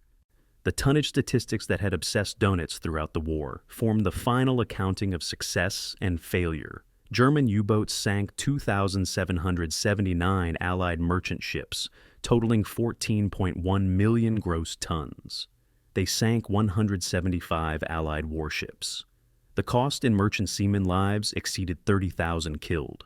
These numbers represented genuine achievement from a naval perspective. No other weapon system in World War II sank comparable tonnage or tied down equivalent Allied resources. But context revealed failure. Allied merchant fleets in May 1945 totaled over 42 million tons, triple the 1939 total, despite German sinkings. American shipyards alone built over 50 million tons of merchant shipping during the war, all replacing losses multiple times over. The tonnage war was decisively lost, the strategic objective completely unachieved. Dönitz had sunk millions of tons while Allied shipping capacity grew exponentially.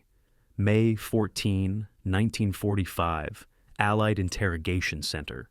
Karl Dönitz learned the final scuttling totals and reportedly wept, not for the lost lives, but for the lost boats, the submarines he had spent a decade building now resting on ocean floors. His interrogators found the reaction revealing. Dönitz grieved for technology and metal while showing little emotion discussing 28,000 dead submariners. The psychological inversion suggested how completely he had absorbed military-industrial logic that treated human beings as resources and weapon systems as irreplaceable assets. The man who had sent thousands of boys to certain death in the war's final months mourned not their sacrifice, but the destruction of submarines that could no longer serve any purpose. It was perhaps the most damning insight into his character, the ability to feel loss for machines while remaining numb to loss of life. Operation Regenbogen was complete. The submarine fleet was gone, deliberately destroyed or surrendered to enemies, and the admiral who had commanded it prepared to face justice for his role in a campaign that had killed tens of thousands while failing to achieve its strategic objectives. The cell in Mondorf-les-Bains was small and bare, furnished only with a cot, a table, and a single chair. May 23, 1945. Karl Dönitz sat on the cot, wearing a plain gray uniform stripped of insignia. All decorations removed. British military police had arrested him at Flensburg hours earlier, ending his brief tenure as Germany's final head of state. He had been fingerprinted, photographed, catalogued as prisoner 312.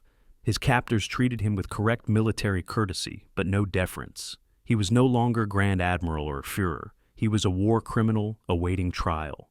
Over the following months, interrogators would question him extensively about the submarine campaign, about his relationship with Hitler, about orders he had signed and speeches he had delivered. Dönitz maintained a consistent position. He had fought honorably, followed military protocols, committed no war crimes. The submarine campaign was legitimate warfare. His loyalty to Hitler was military duty. He had nothing to apologize for. But the prosecutors accumulating evidence saw things differently. The International Military Tribunal at Nuremberg, beginning November 20, 1945, charged 24 major Nazi officials with crimes against peace, war crimes, and crimes against humanity.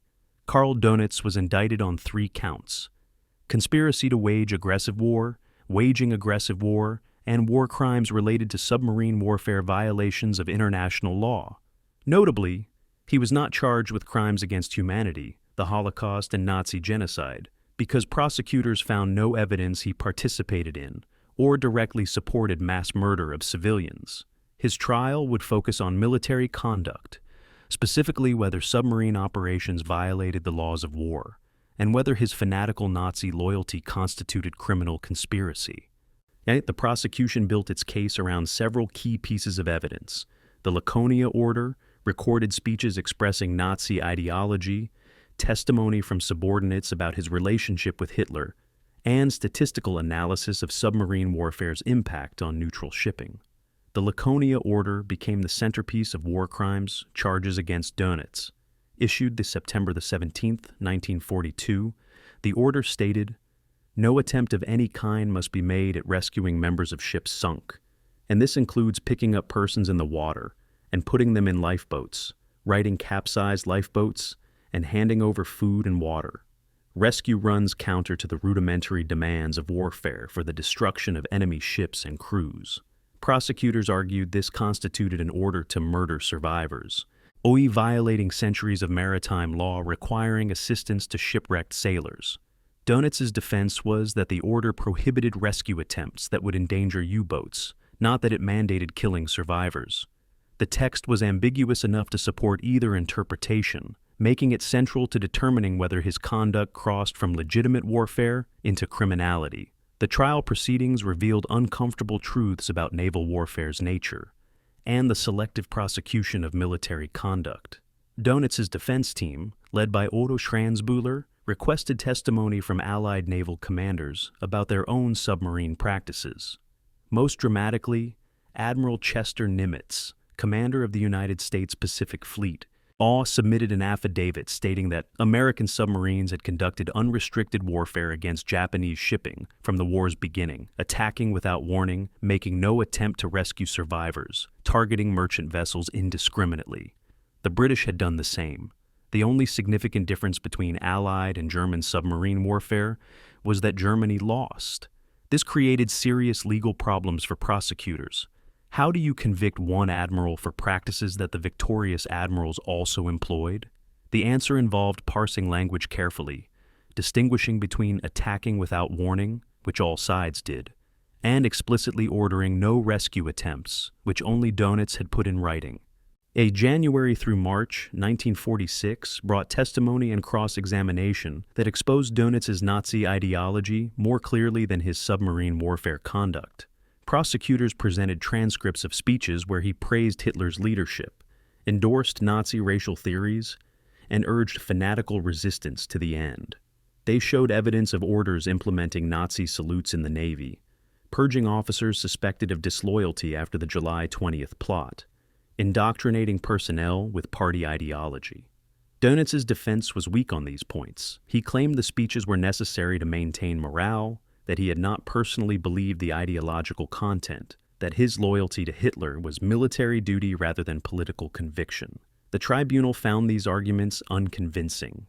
His ideological commitment was too well documented, too consistent, too enthusiastically expressed to be dismissed as pragmatic posturing. The prosecution's case for conspiracy to wage aggressive war faced more significant challenges. To convict on this count required proving Dönitz participated in planning aggressive wars before they began. But evidence showed he was primarily focused on submarine tactics and doctrine during the 1930s, not involved in high-level strategic planning for invasions of Poland, France, or the Soviet Union. He attended some conferences where war was discussed, but always in technical capacity as submarine commander, not as strategic planner. The conspiracy charge seemed designed to implicate military officers generally in Nazi crimes, establishing that following orders was no defense. But applying it to Dönitz specifically required stretching evidence to connect submarine warfare preparation with conspiracy to commit aggression. The legal theory was controversial and would prove one of the weaker elements of the prosecution's case. October 1st, 1946, the tribunal delivered its verdicts.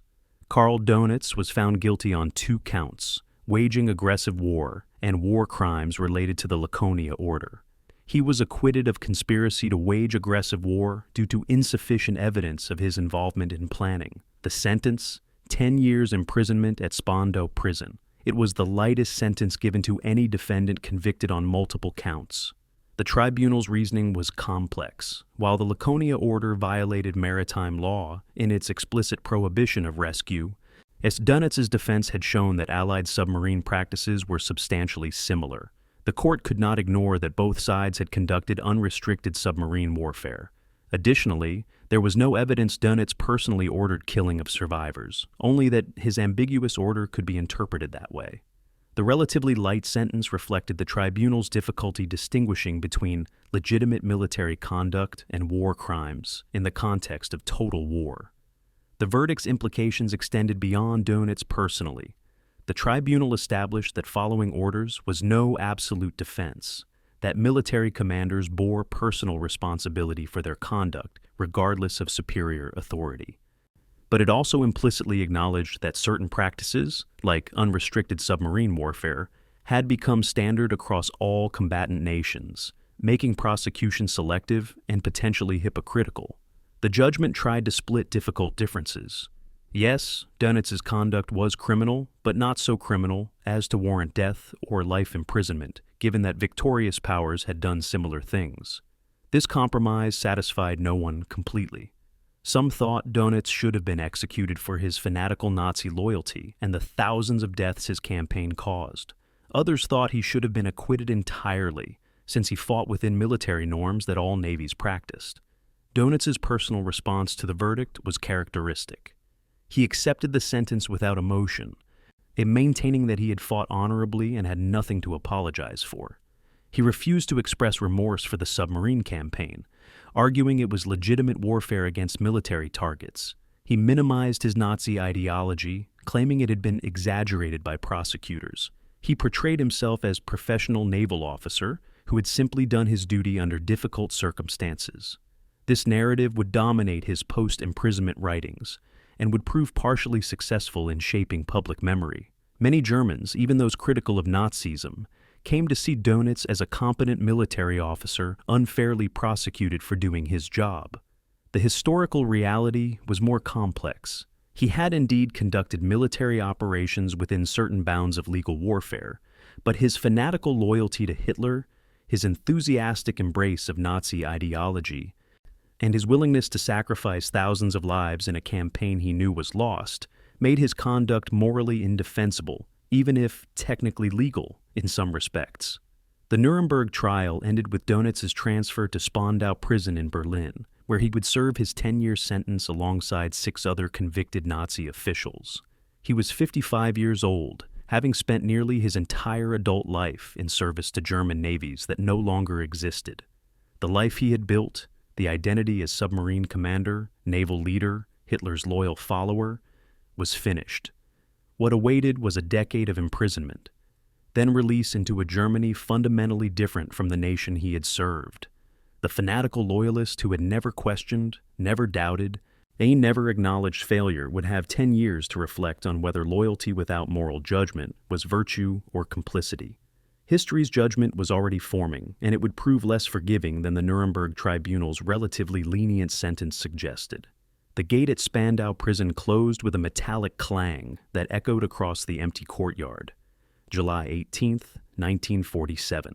Karl Dönitz, wearing the plain prison uniform marked with the number 2, walked across the cobblestones toward his cell in the fortress-like structure in western Berlin. Spandau had been built in the 19th century as a military detention facility, its red brick walls and guard towers designed to prevent escape. Now, it housed 7 men who had once held power over millions.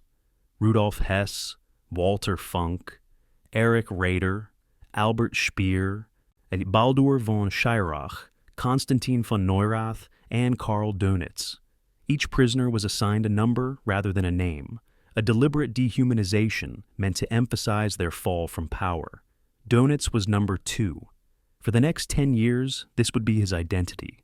His world reduced to a cell, a small garden plot, and the company of 6 other men who represented the ruins of Nazi Germany. He accepted this fate with the same rigid discipline he had applied to everything else in his life, maintaining military bearing even in circumstances designed to strip away dignity.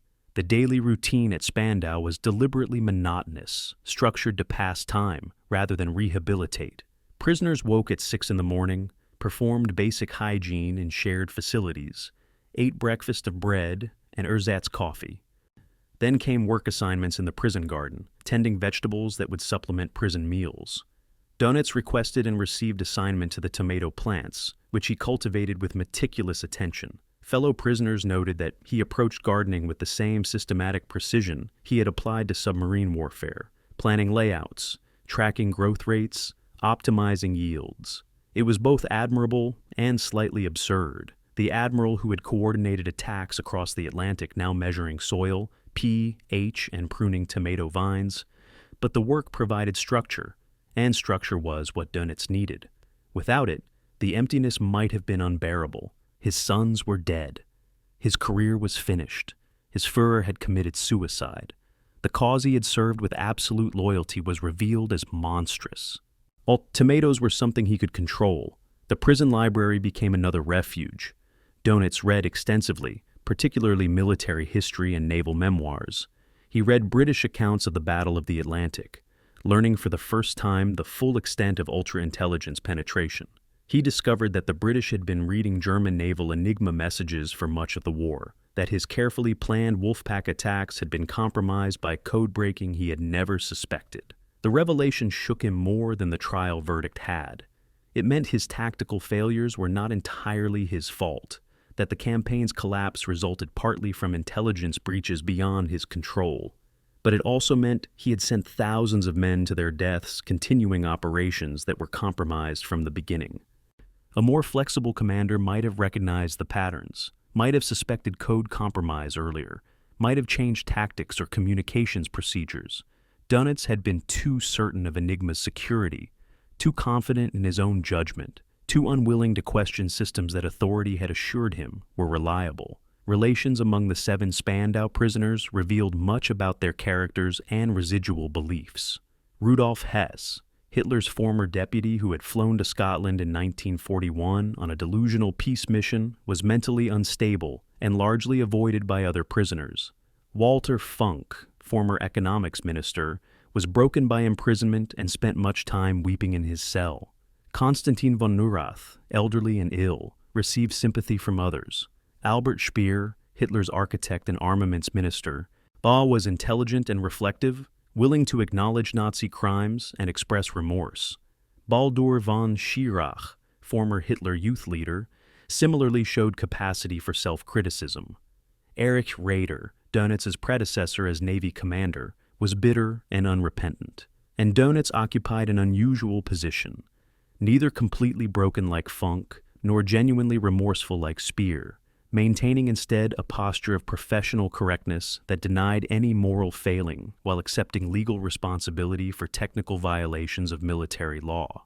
Albert Speer's memoirs from the Spandau period provide the most revealing external assessment of Dönitz during imprisonment. Speer described him as the most unrepentant of all 7 prisoners, in a man who refused to acknowledge that his fanatical loyalty to Hitler was a moral failure. Speer recounted conversations where Dönitz would defend Hitler's strategic judgment even when discussing obvious errors, where he would minimize Nazi atrocities as unfortunate necessities, where he would express pride in the submarine service while showing no remorse for the 30,000 Allied seamen his boats had killed. Speer found this disturbing precisely because Dönitz was otherwise intelligent and capable of rational analysis. It was as though he had constructed a psychological wall separating his professional naval identity from moral accountability, treating the war as a technical problem where tactics and statistics mattered, but ethical implications did not. Visits from family provided both comfort and pain. Ingeborg Dönitz, his wife, came monthly when permitted by prison authorities. She remained loyal despite everything, maintaining the household, managing finances, supporting her husband unconditionally. But the visits reminded Dönitz of what he had lost. His daughter Ursula had committed suicide in 1943, unable to cope with the war's psychological pressures. His sons, Klaus and Peter, were dead, killed in the service to which he had devoted his life. He had no grandchildren. The family line that should have continued was extinct, another casualty of the war. Ingeborg brought news from outside: the division of Germany, the Berlin airlift, the Korean War, the rebuilding of Europe. The world was moving forward while he remained frozen in time, a relic of a conflict that was already becoming history rather than lived experience. Then health problems began affecting Dönitz in his mid-50s. Heart issues, likely exacerbated by stress and the Spartan prison diet, required medical attention. Prison doctors treated him adequately, but without special consideration. The authorities had made clear that the Spandau 7 would receive correct treatment under Geneva Conventions, but nothing approaching comfort or privilege. Dönitz accepted this stoically, refusing to complain or request accommodations. His fellow prisoners noted that he never spoke about his ailments, never asked for sympathy, maintained rigid self-control, even when obviously in pain. It was the same iron discipline that had characterized his entire career, subordinating personal needs to duty, controlling emotions through force of will, refusing to show vulnerability. Now, whether this was admirable strength or damaging repression was debatable. What was certain was that Dönitz, after 10 years of imprisonment, remained fundamentally the same man who had entered, rigid, controlled, unrepentant, still believing that loyalty and duty justified any action taken in their name. The question of remorse troubled Dönitz's interactions with prison chaplains and psychologists. Multiple times over the 10-year period, officials attempted to draw from him some acknowledgement of moral failure, some expression of regret beyond legal responsibility. Dönitz refused consistently. He would acknowledge that Germany lost the war, that Hitler made strategic errors, that the submarine campaign failed to achieve its objectives, but he would not say that his conduct was morally wrong, that his fanatical loyalty was misplaced. It's that sending young men to certain death in the war's final months was criminal, regardless of legality. His position was that he had served Germany, followed orders, fought honorably within military conventions. Individual morality was subordinate to duty. Questioning orders was dereliction. This framework allowed him to maintain self-respect, but prevented any genuine reckoning with the ethical dimensions of his actions. The psychological assessment conducted by prison doctors in 1954 concluded, subject shows no evidence of remorse for actions during war, maintains rigid adherence to military hierarchy and duty as absolute values, demonstrates difficulty processing emotional content related to personal losses, exhibits characteristics consistent with authoritarian personality disorder, including need for structure and respect for power, inability to question authority, and externalization of responsibility for negative outcomes. The clinical language captured something Dönitz himself could never articulate. His entire personality was constructed around subordination to authority, and acknowledging that authority had been evil would require demolishing his identity completely.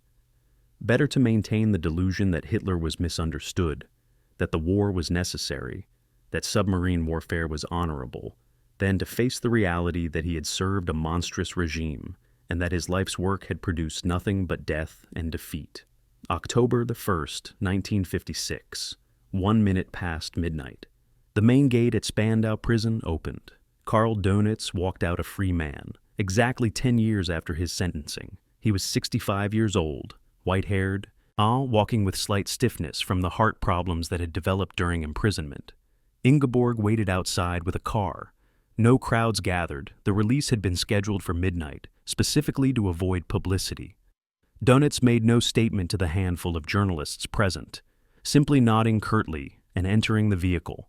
As they drove away from the prison, Dönitz looked back once at the building that had been his world for a decade. Then he faced forward, toward whatever remained of his life. He had survived. He had maintained his dignity. He had refused to recant or apologize. Whether these were victories or merely additional failures would be for history to judge. But Karl Dönitz, prisoner number 2, had become Karl Dönitz, free man, in a Germany he barely recognized and a world that had moved on without him.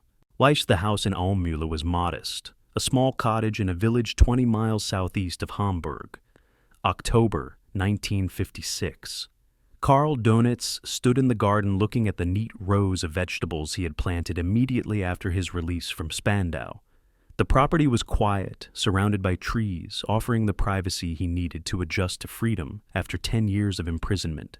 He was 65 years old, but felt older, worn down by incarceration, and the knowledge that the world had changed fundamentally during his absence. Germany was divided into East and West, NATO and Warsaw Pact, democratic and communist. The German Navy, now the Bundesmarine, served under civilian control as part of Western defense. Submarines were being rebuilt, but under entirely different circumstances and command structures. The Navy he had known was gone, replaced by something unfamiliar. Dönitz was a relic of a defeated past in a nation trying desperately to forget that past and build something new. But he would not allow himself to be forgotten, and he would not accept the narrative that his service had been shameful. Within months of his release, neo-Nazi groups and unrepentant veterans organizations began contacting Dönitz, seeking his endorsement or presence at events. He received dozens of invitations to speak at reunions, to lend his name to political causes, to become a symbol of German military honor, untainted by Nazi crimes. His response was calculated and mostly cautious. He attended some U-boat veteran gatherings where former submariners gathered to remember their service and mourn their dead. But he declined most political invitations. and recognizing that explicit association with neo-Nazi movements would discredit him and possibly result in legal problems. West Germany had laws against Nazi propaganda, and Dönitz had no interest in returning to prison. His strategy was rehabilitation through respectability. Present himself as professional naval officer rather than Nazi ideologue, emphasize tactical competence rather than political loyalty, frame his story as military history rather than complicity and dictatorship. 1958 marked the publication of 10 Jahre und 20 Tage, 10 Years and 20 Days, Dönitz's memoir covering his naval service and Nuremberg trial. The book was simultaneously self-serving and historically valuable, combining detailed operational history of the submarine campaign with defensive justifications of his conduct and relationship with Hitler. Dönitz portrayed himself as a apolitical professional who had served Germany rather than Nazism, who had fought honorably against difficult odds, who had been unfairly prosecuted for military actions that Allied navies also practiced. The memoir minimized his ideological speeches, avoided discussing his enthusiastic Nazi loyalty, focused instead on tactical decisions and strategic assessments. German publishers released it to commercial success. Veterans and military history enthusiasts bought thousands of copies, making it a bestseller. English translation followed in 1959, bringing Dönitz's narrative to international audiences who often lacked context to evaluate its accuracy or acknowledge its omissions. The memoir's publication generated controversy in Germany and abroad. Historians criticized its selective memory and defensive tone.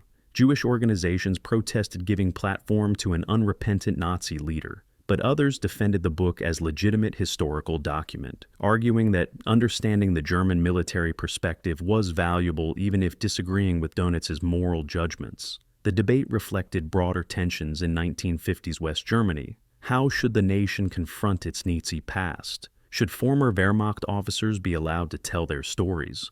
Or did that risk normalizing Nazi-era service? Dönitz became a test case for these questions. And he represented neither the worst nor the most repentant of Nazi officials. He had not personally participated in Holocaust, but he had served Hitler with fanatical loyalty.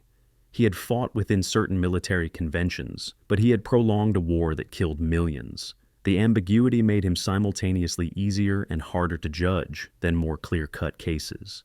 1962 brought a BBC interview that revealed both Dönitz's intelligence and his moral limitations. The interviewer asked directly about the Holocaust, about whether Dönitz had known about concentration camps and mass murder. His response was carefully calibrated. He claimed that as naval commander focused on maritime operations, he had no direct knowledge of extermination policies, that he had heard rumors but dismissed them as enemy propaganda, and that he was not responsible for areas outside his command authority. When pressed about whether ignorance absolved responsibility, Dönitz became defensive, insisting that naval officers could not be blamed for actions of other organizations. The interview demonstrated his ability to acknowledge facts selectively while avoiding moral reckoning. Yes, terrible things happened. No, he was not involved. No, he did not feel responsible. The psychological compartmentalization that had allowed him to serve Hitler while maintaining professional self-respect remained intact, even 20 years after the war's end. Behind the public image of restrained dignity, Dönitz maintained contact with surviving U-boat commanders and crew members. Annual reunions became important events in his life, gatherings where aging submariners would share memories, honor their dead, and reinforce narratives of service and sacrifice. Dönitz was honored guest at these events, treated with reverence by men who still saw him as their commander and leader. The 1975 reunion in Hamburg drew over 400 veterans, representing the survivors of a service that had suffered 70% casualties. Dönitz delivered an emotional address praising their courage, mourning their losses, insisting their service had been honorable despite defeat. Attendees described him as moved to tears, finally showing emotions he had suppressed for decades. For these men, Dönitz represented not Nazi ideology, but shared suffering, the bond of men who had faced death together. That he had sent many of their comrades to pointless deaths in the war's final months was not discussed.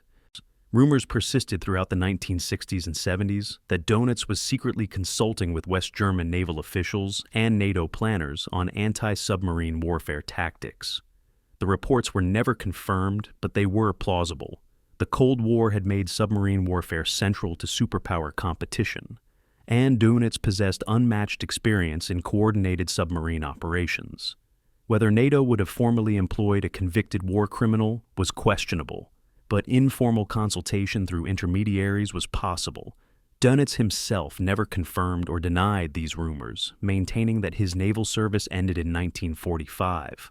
But his continued interest in submarine technology and tactics was evident in his private correspondence, where he discussed nuclear propulsion, ballistic missile submarines, and the strategic implications of underwater warfare with technical sophistication, suggesting he remained current with developments. Personal life in retirement centered around Ingeborg, his wife of over 60 years, who had remained loyal through imprisonment and afterward. They lived quietly in Omula, maintaining a small garden, receiving occasional visitors, but mostly keeping to themselves.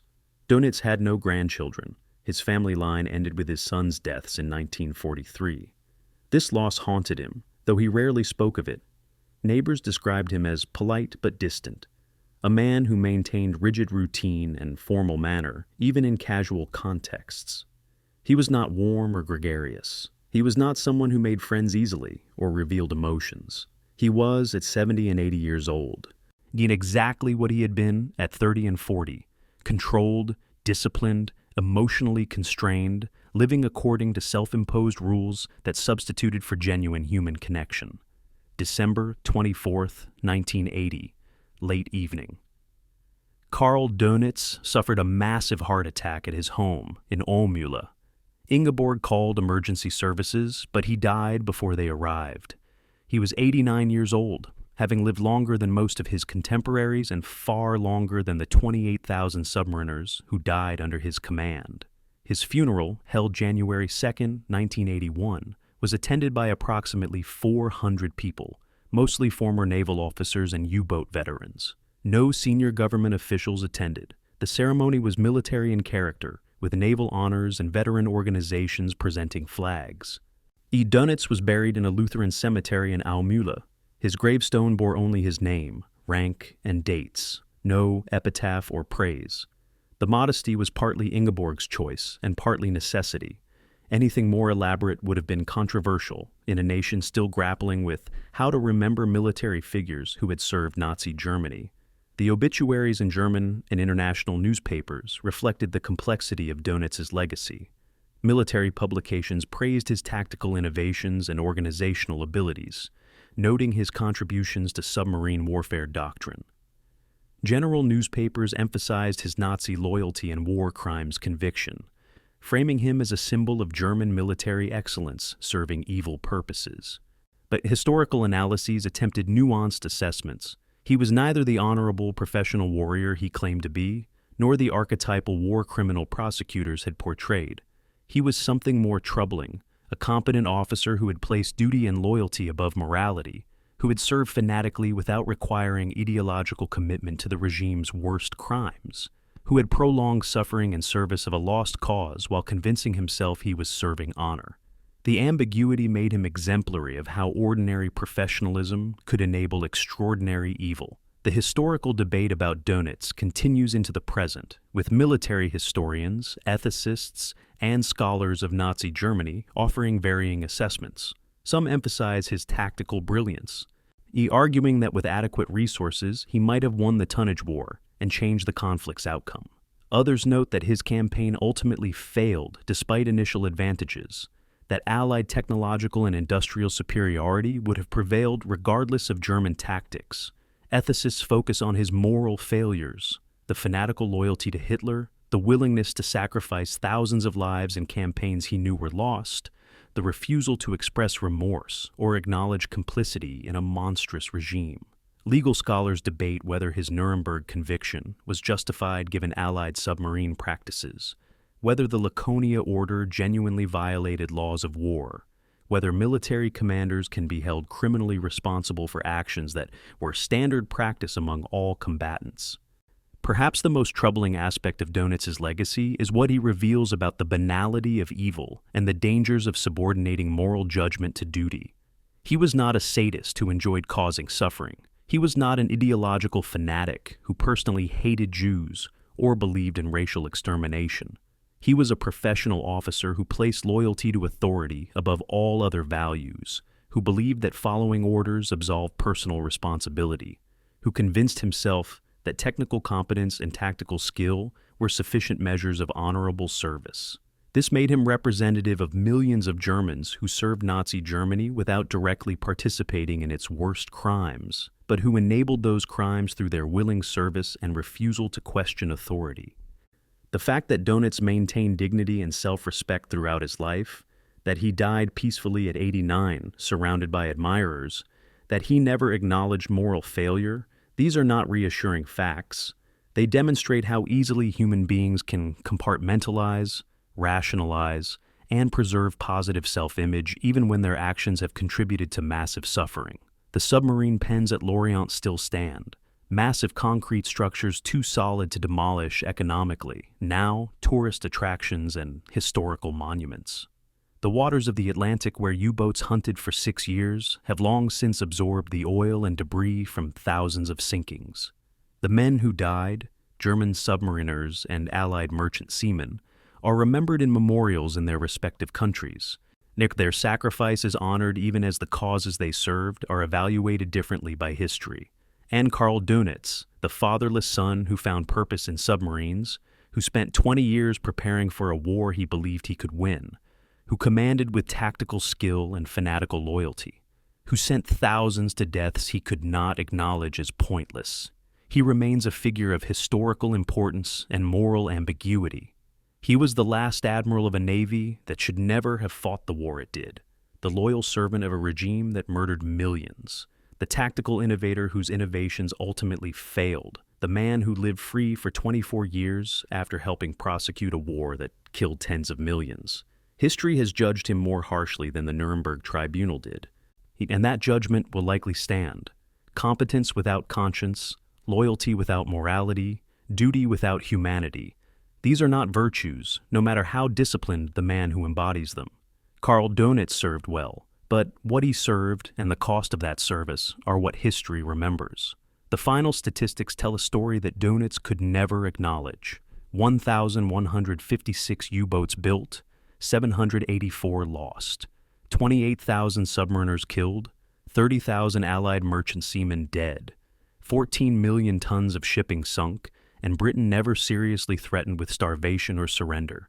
The mathematics he had believed in, 300 boats would win the war, were correct in theory but irrelevant in practice because they assumed static conditions that never existed. The Allies adapted, innovated, outproduced, and ultimately overwhelmed through combinations of technology, intelligence, industrial capacity, and courage that no amount of tactical brilliance could overcome. What remains is the question every generation must answer when confronting figures like Karl Dönitz. How do we remember competent servants of evil regimes? Do we acknowledge their professional skill while condemning their moral failures? Do we separate the tactical history from the ethical implications? Can we honor the courage of submariners and merchant seamen on both sides while recognizing that their suffering resulted from leadership failures at the highest levels? These are not simple questions, and they resist simple answers, but they are necessary questions. And that's because understanding how ordinary professionalism enables extraordinary evil is essential to preventing its recurrence. Karl Dönitz was not a monster. He was a disciplined, competent officer who placed duty above morality and loyalty above conscience. That he was ordinary in so many ways is precisely what makes his story terrifying and necessary to remember.